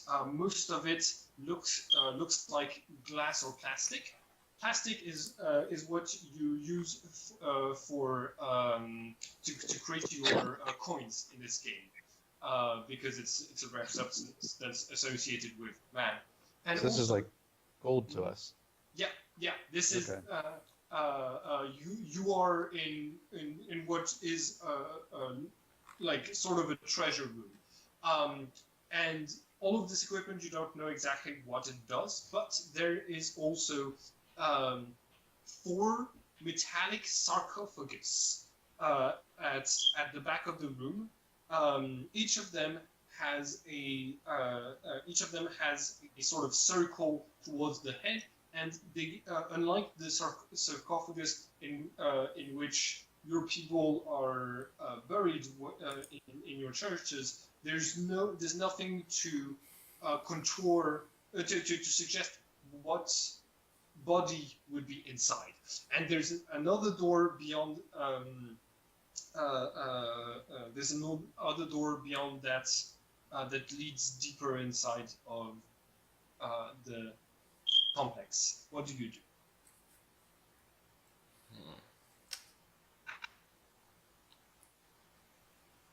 More specifically, I'm interested in asking, what does Jack do at the sight of all of this money? I was going to wait for people to leave and start picking some up. Just hang at the back and sneak some into my pockets. Bag. Earl notes that the sarcophaguses, while interesting, are again above our pay grade. So apart from the sarcophaguses, there's basically money everywhere. Yeah. It doesn't look like any. It doesn't look like anything is made out of. Could be an artifact here. Okay. So I put my coins in my pocket. Okay. yeah, I guess we all join in on the looting. So Buddy, Jack, and Ural start gathering as much plastic as they can. What does Sir Rufus do? Well, I've earned up quite a pension in my career. I suppose I'll pocket some of this for the poor. Okay. Right. So you divide all of this plastic as equally as you can, without being able to determine how much Jack has taken, because Jack won't say. And after that, what do you do? Young Jack, you should think also about giving some of your coin to the poor as well. I use it for other things, helpful things, mostly. The sarcophagus have a circle around around the top of them, right? Yes, and the circle seems to be out of a clear substance, which means it might be plastic. There's a chance. Well, I suppose we should have a look through. Would that be notice or search? You don't need to roll. Oh. Okay. Ooh. So Jack, I haven't even seen you make that roll. I just assumed that the others didn't know how much. It's whispered for a reason. Yeah. Okay, cool. Now that's a really good roll, actually. Like, I'm glad I made the assumption that this was what your character was doing. There's no roll. As you peer inside of the sarcophagus, there seems to be a very finely preserved frozen face. The two first sarcophagus contain dogs. One of them looks like it's halfway between being like you and like dogs back before they were what's it called? Uplifted, and the other two sarcophagus have creatures that you do not know.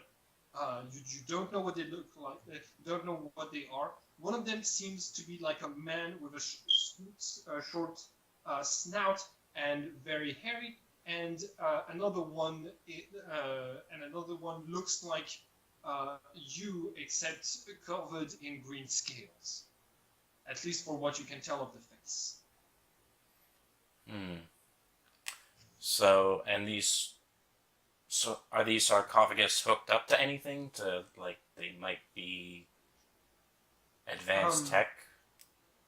They are linked. There are tubes linking them to the wall. Yes. Earl says it isn't polite to disturb the dead, but everything around the dead is fair game. So I suggest we leave the sarcophagus again as a thing above our pay grade and move on. As long as the dead doesn't disturb me, I am okay. Okay. So what does the party do after that? Anything in my pockets? Are there any doors or? Okay. There's a door that leads deeper inside of the subterranean structure. Is there someone out to get us? Well, there is a demon, so we should probably hurry up rather than filling our pockets with plastic we may never see to spend.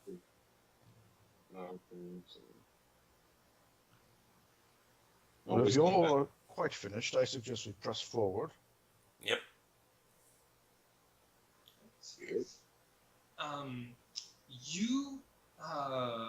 You press forward deeper into the darkness, and at some point you hear voices coming from deeper, and you see the flickering of another torch like yours. When you're getting close enough to notice this, what do you do? Rufus will go forward and investigate, stepping as close as he can. Are you trying to be sneaky? I am not. No. Okay.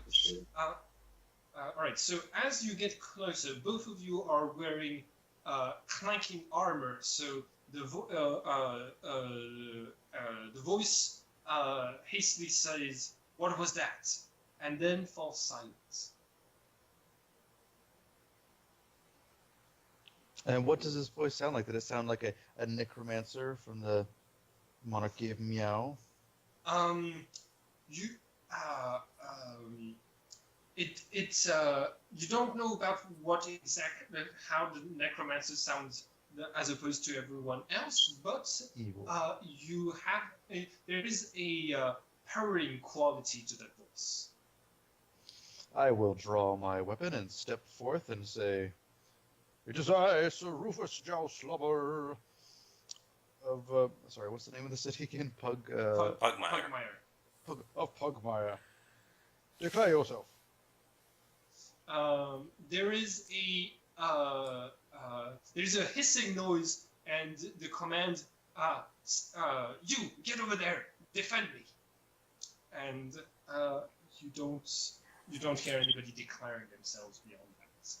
Being said, I hear someone declaring a fight. we charge forward. Ready to fight. Okay. Where's Halt, friends. We must The- not fight those unless they endanger us. We must first discover if these are necromancers or mean us harm. The voice says, the voice says, we were here first.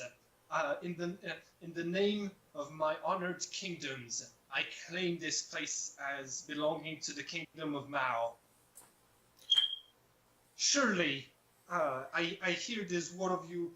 I hear a voice that speaks of honor and the code. I'm not endangering you, but I have claimed this place first. You can't have any of it. Earl points out we have pockets full of plastic from here. I care not for the plastic. Take it and leave. For I am. Oh no, go ahead. Well, I was going to say, the monarchies of Miao have done great harm with their necromancy over the years, and I'll not stand by and see the kingdom and power for more evil. As my brother Rufus said, we shall stand our ground. The feline voice laughs and says, "We are at peace right now. Would you take the risk of endangering this by attacking something that I have rightfully claimed?" Oral says, we happen to know there's a demon on the way. We'll just blame that for your desiccated corpse. Roll for intimidation. Yeah, go ahead and roll for intimidation. That is pretty intimidating. Yeah, strength. But not necessarily for the reasons you think. 18, and since I have it as a skill, +2, so 20. That's a 20. Just give me 1 second.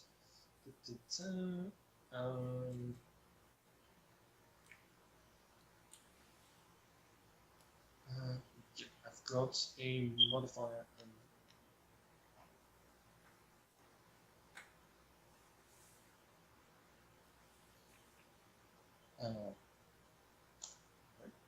Okay, the voice within says, "Fine, we'll leave. Just let us be. We'll leave this place to you, and you can deal with the unseen." I look at Rufus and say, shall we let them walk? For they have not let ours walk alive. Rufus will reply, "Let them go, my friend. They have not proven themselves particularly evil today." I put my sword right back.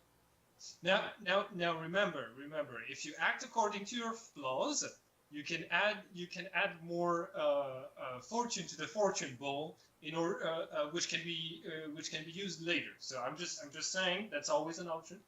And stepping out from the room in which he was, you can see this the figure with the pointed hat that Sir Rufus noticed earlier heading towards here, and following it are 3 skeletons, two skeletons of dogs and 1 of another cat, and they are well, actually, 2 of them are going to be in 2 of them are going to be in front, and 1 is going to be guarding the necromancer's rear. And in his hand, you see that it's holding 2 things. On the one hand, there is something that looks like a cube, an artifact, and in the room behind it, there's a table with dust on it, and the outline of a square where the cube must have been recently. And in the other hand of the necromancer of Mao is the most amazing thing. It's a stick. Well, some of you might identify it as a wand, but it's a stick. It's a foul necromantic stick. Yeah. I snarl in anger as I see the two dog skeletons. I kind of give the necromancer a look. And the necromancer scoffs and says, "Those brutes attacked my city when I was a kid. I thought I'd repay their horrible manners by having them serve under me to repay for what they took for the lives they took from my friends." Well, Sir Rufus is not about to let any cats walk away with any dog slaves. Thank you. They're not conscious of their existence. They're merely automatons. No, nothing to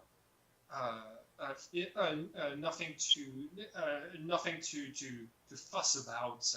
But if you think of them as slaves, then you probably then you need to think of them as conscious. And if you do that, fighting me would mean attacking conscious dogs. No, I persuade Rufus that we're only bringing them to the door to heaven, and that we should slay the necromancer. I'll use persuasion. Oh, you don't need to persuade me. I've heard enough. I'm attacking the cat. I don't. Okay. Yeah.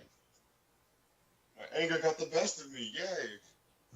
Earl, before we get into the fight, Mm-hmm. Earl says to the two,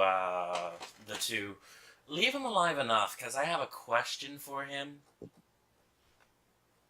I shall leave only a few of him alive as I ready my great sword for battle.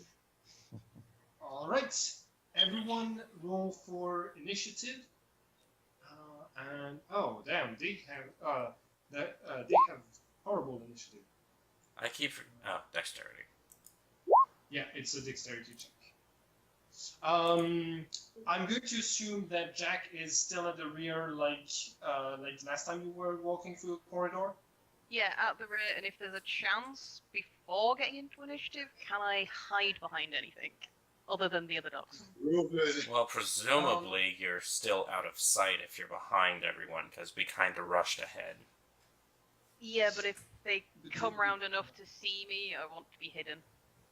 All right. So the corridors are somewhat sleek.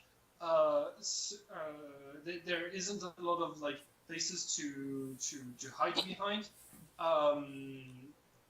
And if you retreat far back enough, they won't be you'd be able to roll for sneak. But in this case, it would also mean you'd have to stay hidden throughout the fight you wouldn't necessarily be able to take part in the fight to stay hidden. I only want to be hidden at the beginning. I have a trick that basically means I get extra damage if I'm hidden. Okay. They have not perceived you because of how far back you are, so that trick works. Okay, I'm good then. All right. So Rufus is the first to act, and then it's the necromancer. If I can get all the way up to there that necromancer is, I'm going to go ahead and close the gap and whack it. The two dogs are standing standing between you and it and the necromancer. Well, I'm not gonna thwack any good dogs, but could I go around them? But by the way, they look like skeletons of dogs. Oh, I thought that. Oh, I'm sorry, I totally missed that. I thought he was like mind controlling. No. Okay, well, if these dogs are already dead, then I mean, they're already in heaven, so I can. As long as they're on our forward, you must put them out there. Might be a bit late. Well, I'll take the one on the left. Okay.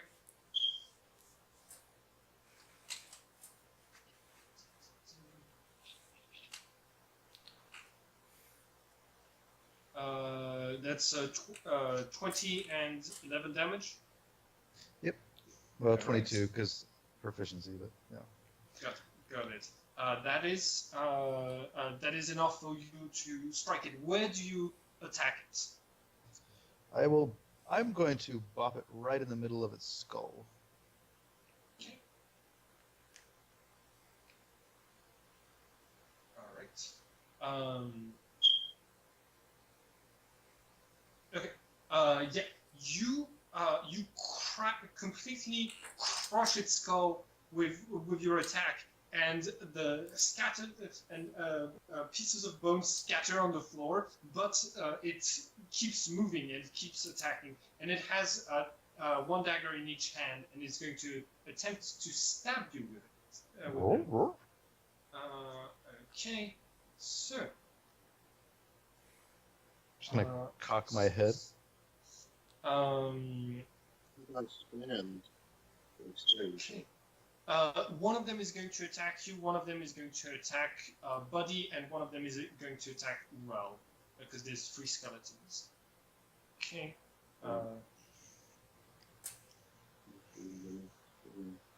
So, first, yeah. Alright, so, I think...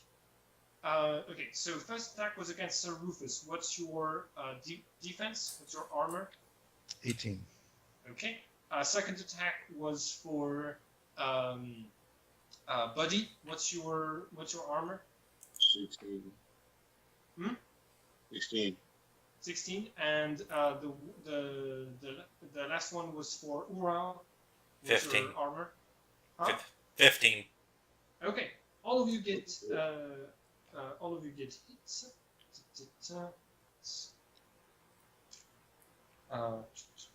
And they lower me too. That's the thing. Okay, just give me 1 second.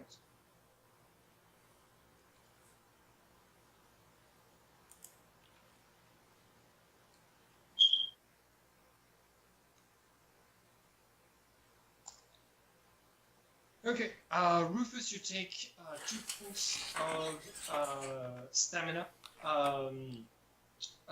Buddy, you take 5, and Ural, you take 5, and the Necromancer. Necromancer is going to use not Soul Drain, but Chill of the Grave. It points towards.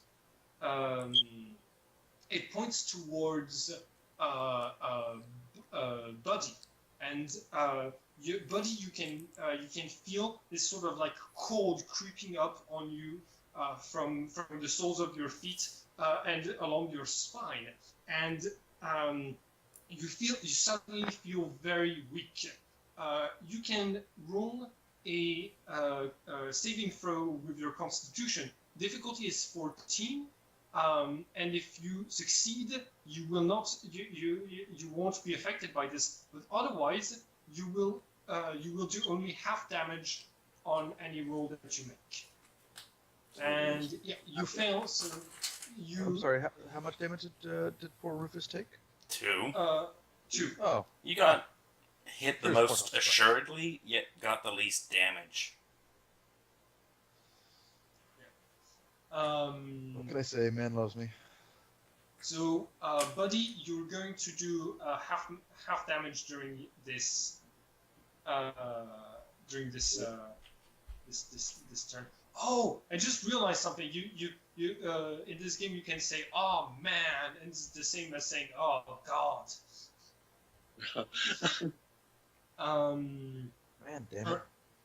Next on the initiative, tied the initiative is Jack and Buddy. Who wants to act first? I'm not bothered, so you can go first if you want, buddy. Okay, we'll go first. What do you do? Is there the dog still in front of me, right? It's the cat that's ran up to you, and the cat is wielding a spear. All right, then I'm gonna slash at the cat. So, Okay. Uh, go ahead and make a roll. By the way, I'm sorry I didn't do this earlier. You acted in anger. You acted following one of your flaws. So I'm putting a third point of fortune in the fortune bowl. And don't forget, Okay. you can use these to re-roll any dice that you want. So, buddy, what? Go ahead and make a strength-based attack roll since you're attacking. so, find the dog. Okay. Okay. That is enough to strike at the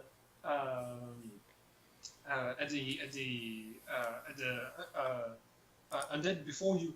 But when you roll for damage, you're going to do it at half of your normal damage. Half the game and what damage. Okay. Are you okay? Yeah, I felt it. Boom. There's a beeping sound in the back. Does one of you have a fire alarm that's like nearing its battery life? Oh, my whole apartment's burning down around me, but I'll never stop an RPG game to run out. All right. All right. Buddy, where do you strike your enemy? Straight down on the head, right on the noggin. All right. You manage to decapitate it, and it keeps on moving.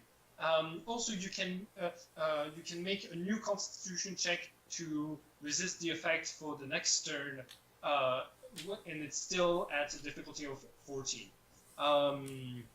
Next up on the initiative is Jack. Can I see the cat? Yes. I'll shoot the cat then. Okay. Go ahead and Not great. all right. So the cat's black robes move as if of their own accord, and tie themselves around the bolt of your crossbow. The advantage that you had for being hidden, was that a damage advantage or? Yeah, it's just extra damage, Okay, got it. which I won't get. Am I able to hide in the same turn again or not? I'm going to ask you to roll for stealth at a difficulty of 15, and if you succeed, your character manages to stay hidden through. Manages to stay hidden. Okay, wow. Wasn't enough. Yeah, here's the thing: the cat, the necromancer, didn't even see the bolt. Like his enchanted cape like blocked the attack, and he didn't even notice. Rufus didn't even notice. He doesn't even know where that came from or where Jack went. Jack? All right, and which means Ural Chow is the next one. What do you do? Well, Orel decides that, leading by example, there are two skeletons without heads, yet they're still moving. Clearly, it's not going to be a winning strategy. So the cat necromancer, he's still holding his stick, right? Yes, in fact, he's been, in order to cast his spells, he's been waving the stick around as if he's about to throw it. Orel's going to,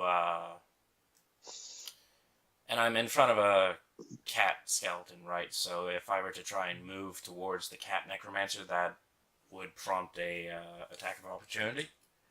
Yes. So I'd need to disengage from the cat to move towards, or the dog skeleton to go to the cat. Yes. Okay, I'll do that. All right. So I'm going to assume that this is the same as D&D, disengage. yeah. Because this is a sort of Dungeons and Dragons hack, but I just need to check. Determine support, blah blah blah. Move.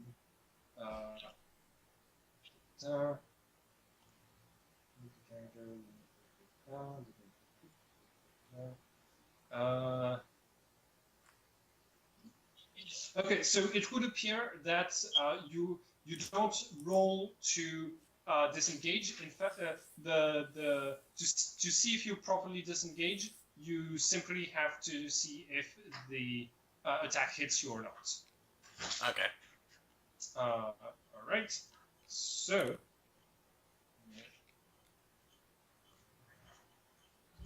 +7. What is your armor? Jesus Christ, 15. Okay. 15. Then you are hit for 6 damage. This might not end well. Now, would we believe in Jesus Christ as because he was a man, as like a super god? We know that the men really the world of men really liked him a lot. Actually, you don't. There isn't a lot that is known about man. Only vague legends. There's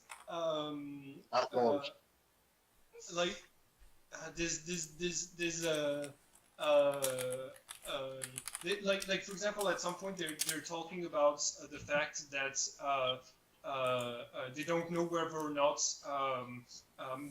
men were okay. The man was okay with gay marriage or things like this, but they've accepted the idea that it's probably cool. Dogs are cool with that in this game. Probably busy on this thing. So yeah, Sniff whatever butt you like. There's a lot of we don't really know. We make some assumptions, and also the fact that this understanding comes through. I can do it after an hour. It doesn't need to be in an hour, right? Than humans. Okay. Okay. Okay. Yep. Love you. All right. So we. But you still get to act as you get close to the necromancer that shrieks in fear. Ura, what do you do? Sorry, I was a bit distracted there. Quick catch up? Oh, you moved past the skeleton dog, and I'm at the cat, right? Yes, you are. Okay.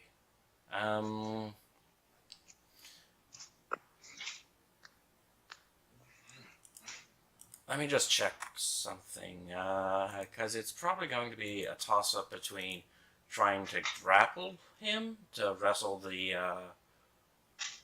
stick out, or the stick out of his hand, or take his hand with my pick. Okay. There's no time to be playing fetch, you all. The rules on this aren't exactly clear, and it's one of those systems like Dungeons and Dragons where it's based on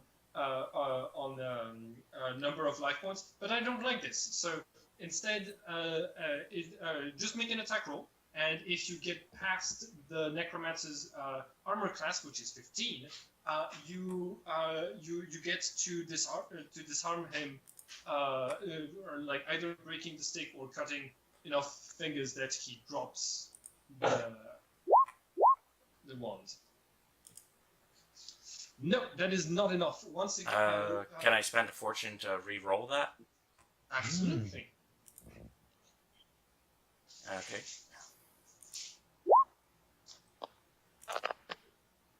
Oh, all right. So you slash across the fingers of the of the necromancer, and your weapon also tears through the wand itself, which breaks into, and you can see that there's electronic components inside, and as it fizzles out of as it fizzles out and it stops working, the dogs, the animated corpses around the necromancer fall to shambles on the floor. So Rufus, it's your initiative. What do you do? Oro also says, I have a question for you, Mr. Cat. It looks like the Just cats sort are a of lot more remind. technologically advanced and maybe even smarter than the dogs are in this world. I don't know how I feel about that. No. He's just using technology of men too. It's the That's same. true. They're there before us. Well, Rufus is, I mean, Rufus still doesn't trust this cat, even if he doesn't have a wand. These necromancers are bad news, and I don't even know what that wand was all about, really. So I still view him as a threat. I'm very happy the dogs are no longer attacking me. I'm going to run up, and I'm going to bop the cat again. All right, so go roll with your strength. All right. Let's see. Oh. By the way, Urel, I didn't let you do any damage on this because I think destroying the wand and clearing the other skeletons was success enough. Yeah. Right? Yeah, that's Okay, fine. cool. And that would be 17 because I didn't add the proficiency. Or, sorry, 19 because I didn't add the proficiency. That's really good. You managed to you see the cat's cape tries to get in the way, but you slash through it and you like open a deep gash across the torso of the necromancer that meows in pain. Arf, arf, arf. All right, and it's his initiative now, and he looks down at the cube in his paw, and he presses the symbol that's on top of it, and then he starts to run towards you, and before you can react, he passes through your body. As if he's completely immaterial, and he keeps running through all of you towards the exit. Ruh-roh. There is no escape. All right. The Okay, next person yes. on the initiative.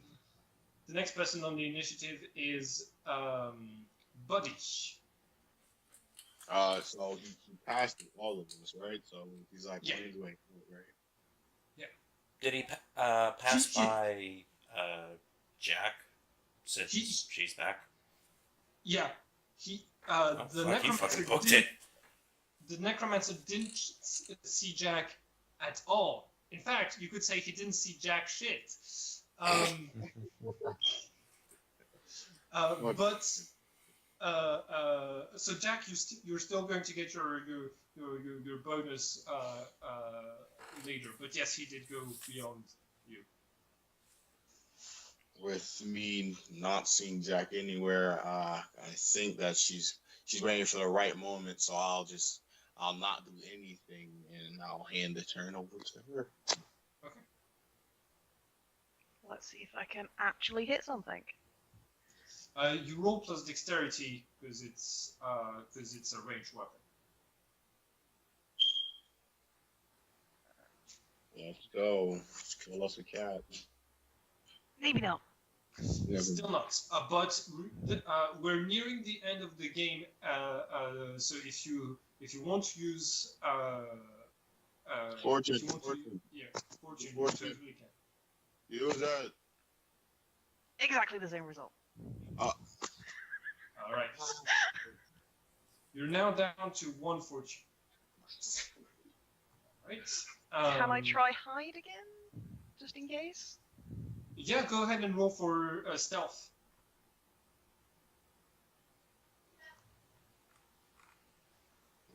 I said it was a difficulty of 50. Oh wow. Okay, yeah, you I still get the good succeed. rolls on hiding. Yeah, Well, you're but you can't kill. At this point, like Jack is more part of the wall than anything else. Okay.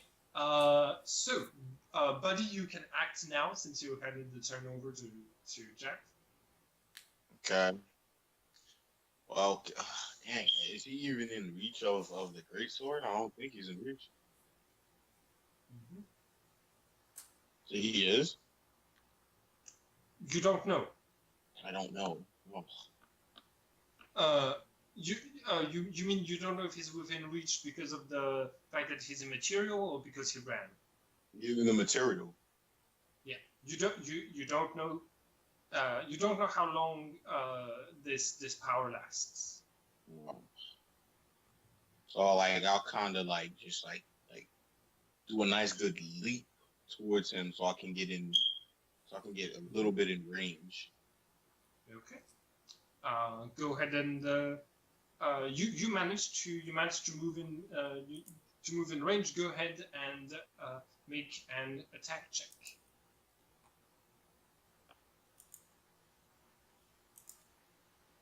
An attack? Oh. Yep.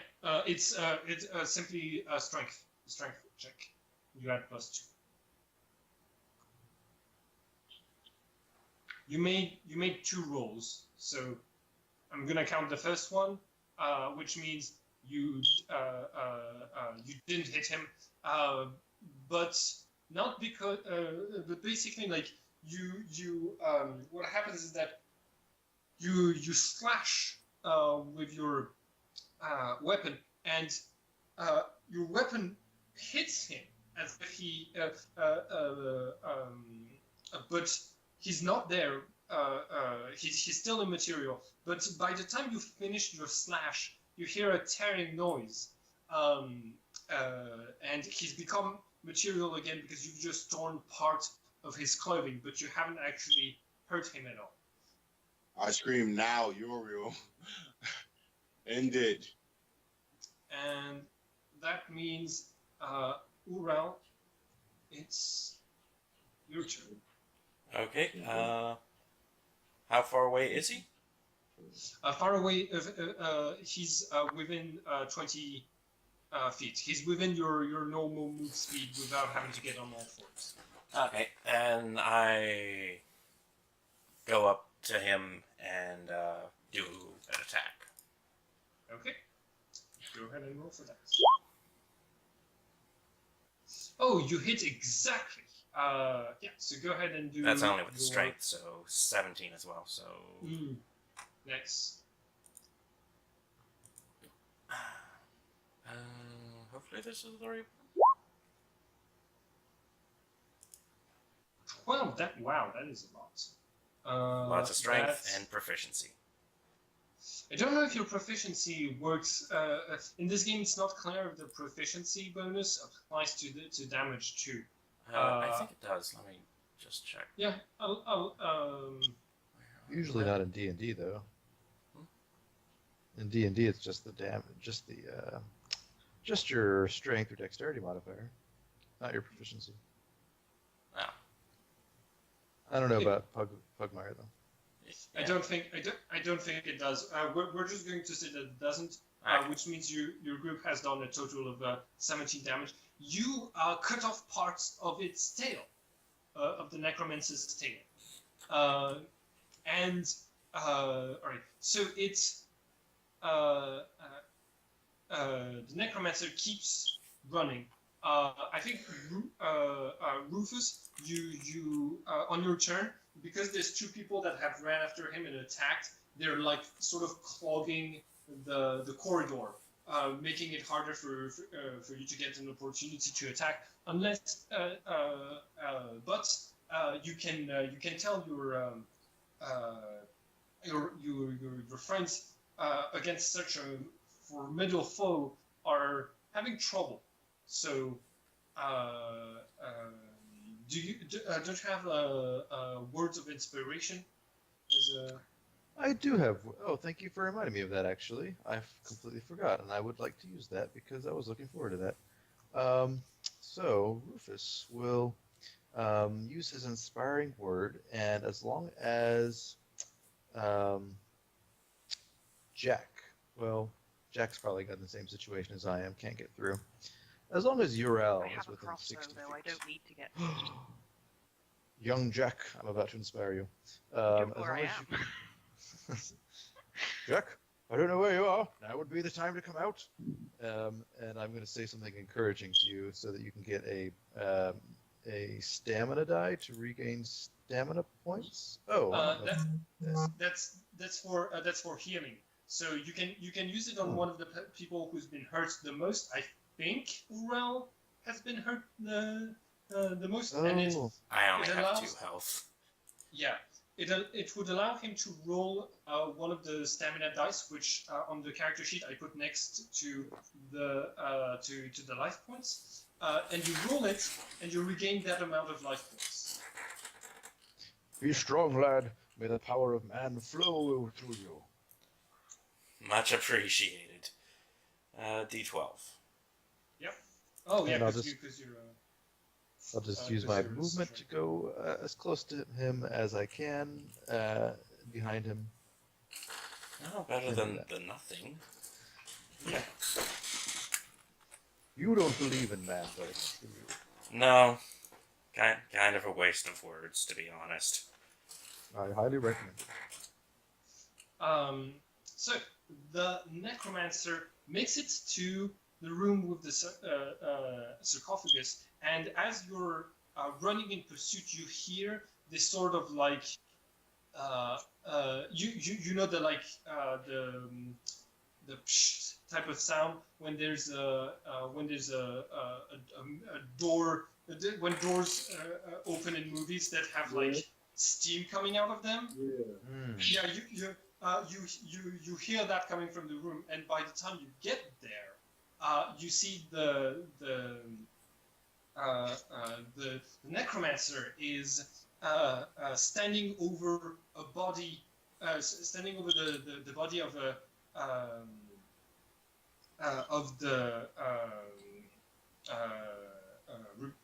scaled creature, and plants a dagger in the creature's heart, and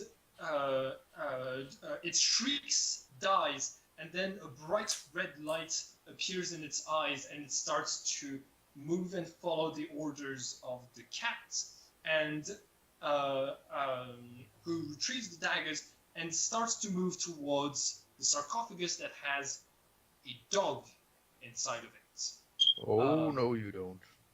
But that's the end of his turn. What do you do? I think Buddy is the next one on the initiative. Okay.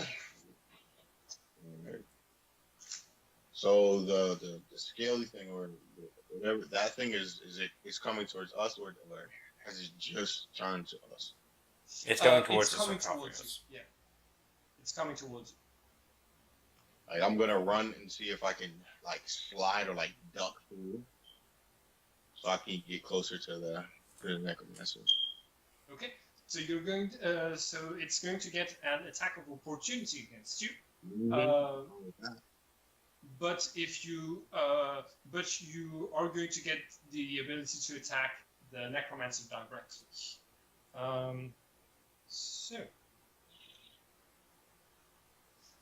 What is your armor class?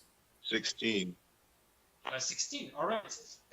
The reptilian creature doesn't have any weapons, but it tries to bite you, and but its fangs close inches away from your fur and doesn't actually do any damage.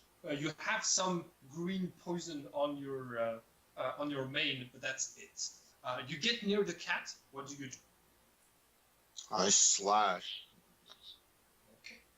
Like torso. Go ahead and roll for strength.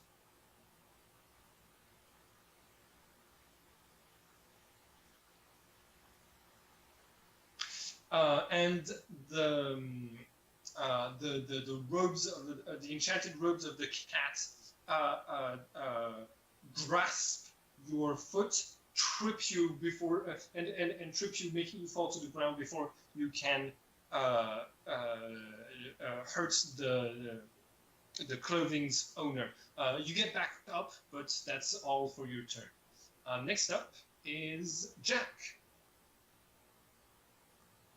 the invisible Jack. I can hide, but I can't seem to hit anything. Very skillful. Let's see. It's the same bonus. It's the same bonus for hiding and for attacking.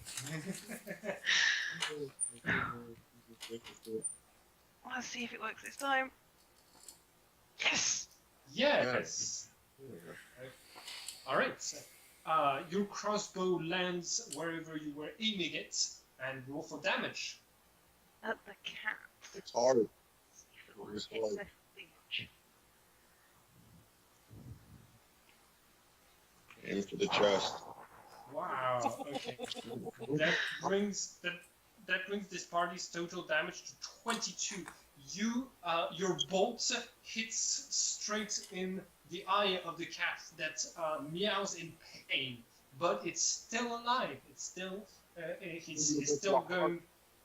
He's still going strong despite his wounds. Can I hide again? Huh? Can I hide again? Go ahead, roll. I would raise the difficulty since you hit him, but then again, you just hit his eye, so it's still going to be a 15 difficulty of 15. Oh. This time he sees you. At least you chose to hit him this time instead of hiding some more. Yeah. True. You can't have both, apparently. Apparently not. All right. Ural Chow. Wasn't the lizard who got like the dagger in his back going after the sarcophaguses? No, he's going after you. Ah, crap. Well, no point in nothing else except to do it. I go towards the cat to try and attack it. Okay. Then you're going to get an attack of opportunity from the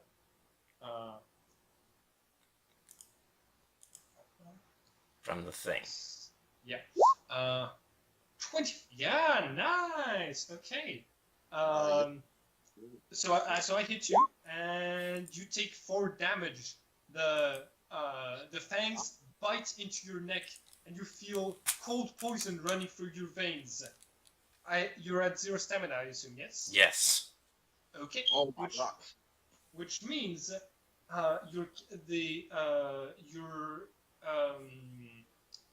which means that at the end, so you fall unconscious, and at the end of the next turn, you're going to have to roll a death saving Constitution roll if nobody has managed to stabilize you by then. Do we even have people who can stabilize me? Everyone can think, roll. I can. Everyone can roll wisdom to try to stabilize you.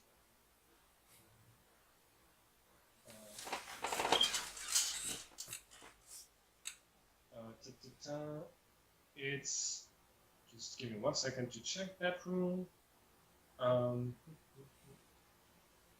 Yeah, stabilizing. A dog can use his action to help a dying character by administering medical aid. The assisting character must make a wisdom check at difficulty 10. If successful, the character is no longer dying, now has 1 stamina, and is no longer unconscious. The previously dying character can spend a stamina roll, which you don't have anymore, and roll it to recover that many stamina points if he so wishes. You used your 1 stamina die, which means you're going to need to sleep before you can recover more than 1 life point, and someone is going to have to try to assist you. Well, thankfully Rufus already rolled for wisdom, so I'm back up, I guess. Okay, perfect. So that's going to be your action, Rufus, this turn. Oh, sorry. I did not know that would have taken up my action. I would like to keep attacking rather than try to heal Or downed party members. She's about to necromance a dog, and that is unacceptable to Rufus. Okay. Might I make this? Might I make? I can make a suggestion. You can stabilize your ally and then put yourself between the necromancer and the next sarcophagus. If you do that, you'll guarantee the necromancer will attack you instead of instead of resurrecting of killing and resurrecting the dog. No, I just want to end the necromancer as fast as I can. All right. Then go ahead and make go ahead and make a check. Just before that, soul drain. When you reach reach a D4 equal to the level or challenge or rating of the target. Heals stamina points. Oh, cool.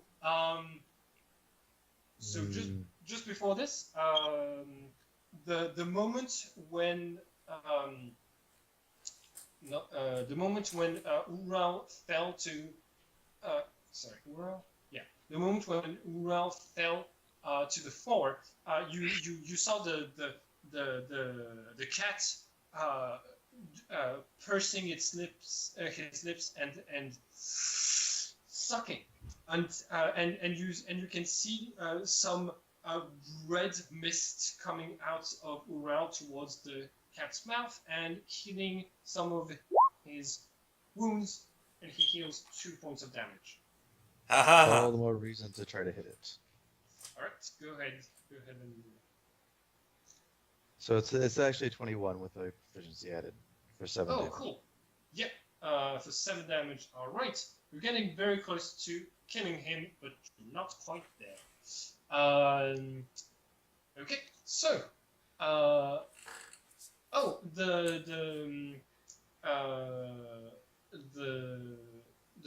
The cat, instead of attacking anybody else, is going to focus on you.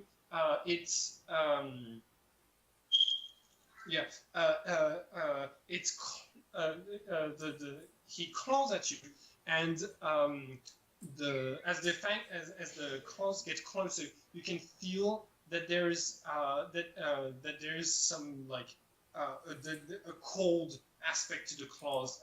They seem to be enchanted to hurt extra. So what's your armor class?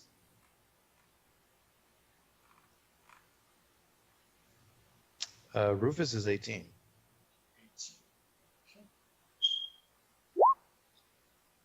Okay, you don't get hit by this. And it's the initiative of the snake person who's going to attempt to hit Buddy. Buddy, you have 16 for your... okay. In case of a tie for the attack... I think that's a hit. I just need to check. In dungeon, sorry. No, say it again. In case there's a tie between your armor class, the armor. Oh no. I had you hit because you rolled 15 earlier, attacking the cat, which means you get hit. Okay. So, Ural, you take 1 damage. You take 1 stamina point, and you've been bitten by the reptile. Mm-hmm. And it's now your turn. What do you do? Well, I have 0 stamina, so I need to make a Constitution. Oh, sorry. I said Ural. I meant Buddy. Buddy gets hit. Buddy gets bitten, and it's Buddy's turn. Oh, okay. Now well, remember, I'm still in front of the necromancer, right? Yes. I guess I'll just slash away once again. Right. I'm so happy that nobody is helping Ural Once More again, likely. The A best help critical kill fail. that Okay, guy. it's a botch. So in this game, it means something horrible happens, and I think what happens is that you you swing your weapon around wildly. You completely miss the cat, and instead you you break through the sarcophagus, one of the sarcophagus, the one that had the dog inside of it, not the dog, not the one that had been elevated, but the one that was halfway through, and you hear the sound of shattering inside as his frozen body cracks into. Um, and it's Jack's turn. Jack, what do you do? Well, hopefully I might actually be able to hit something again. So, arrow away.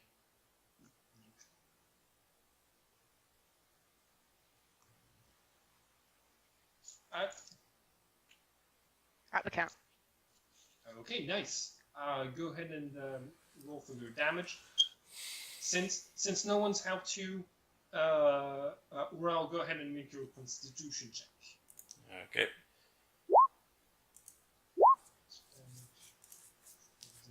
Oh, you.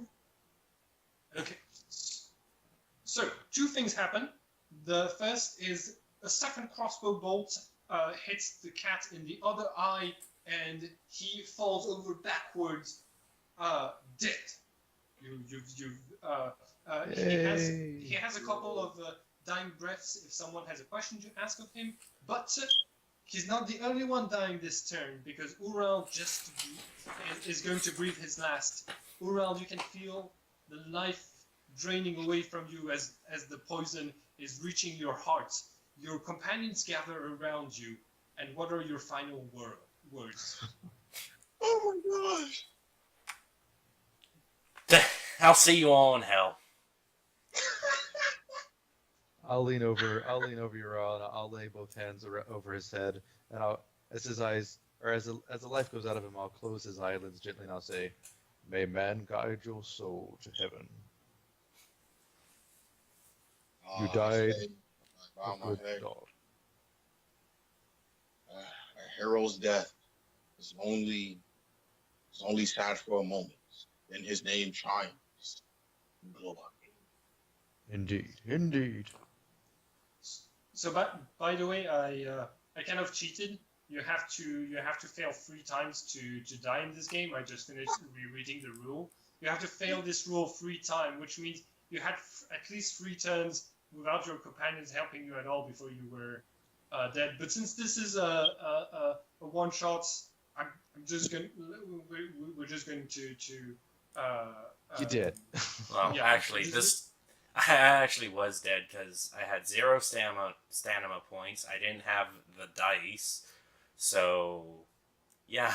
Can it be like Deadpool's death in Deadpool 2, where we feel like you keep dying, but then you keep waking up to say something? Spoilers. Oh,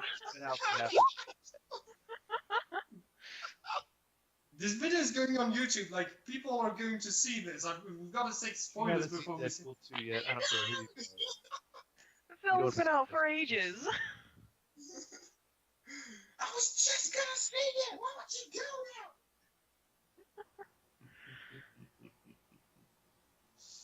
go now? All right.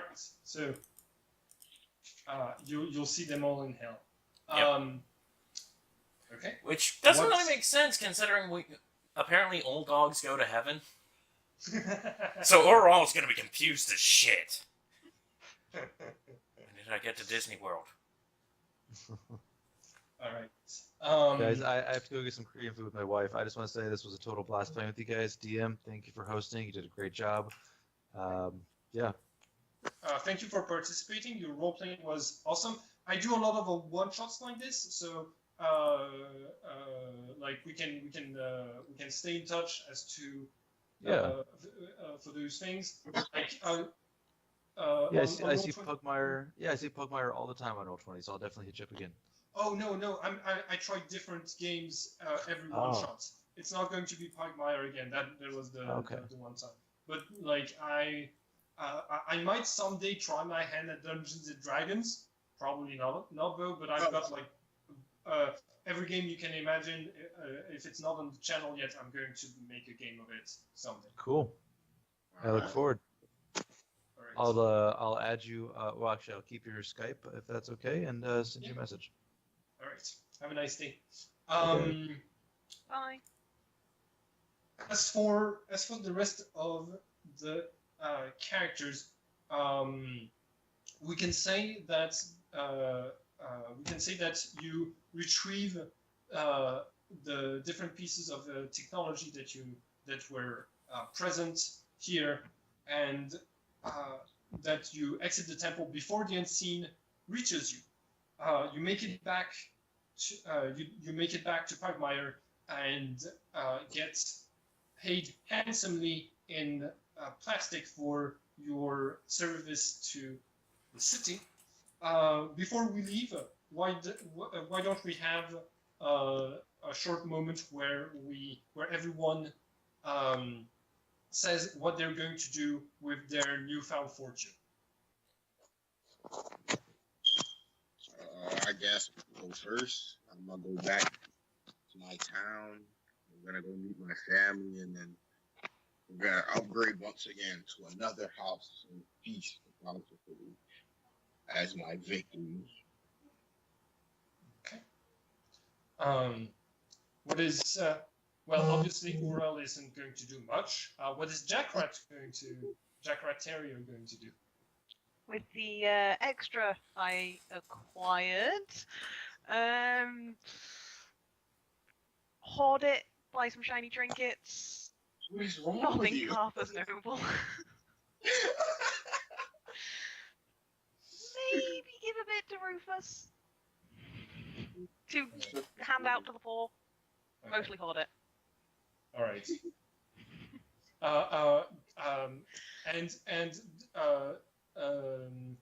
Does Urel get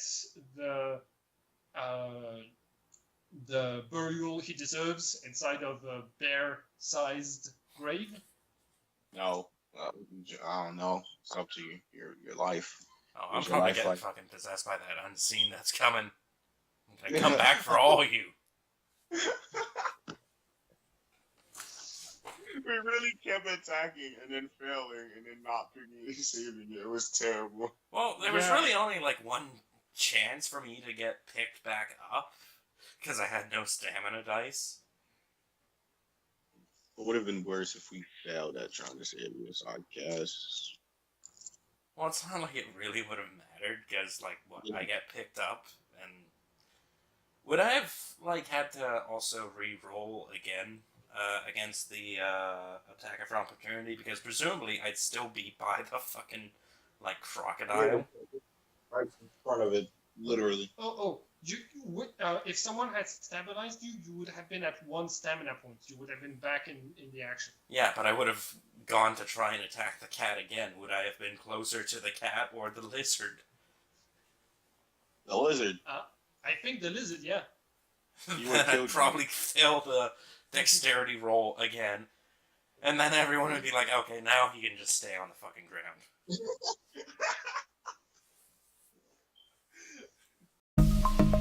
Hi everyone, and thank you for watching this video.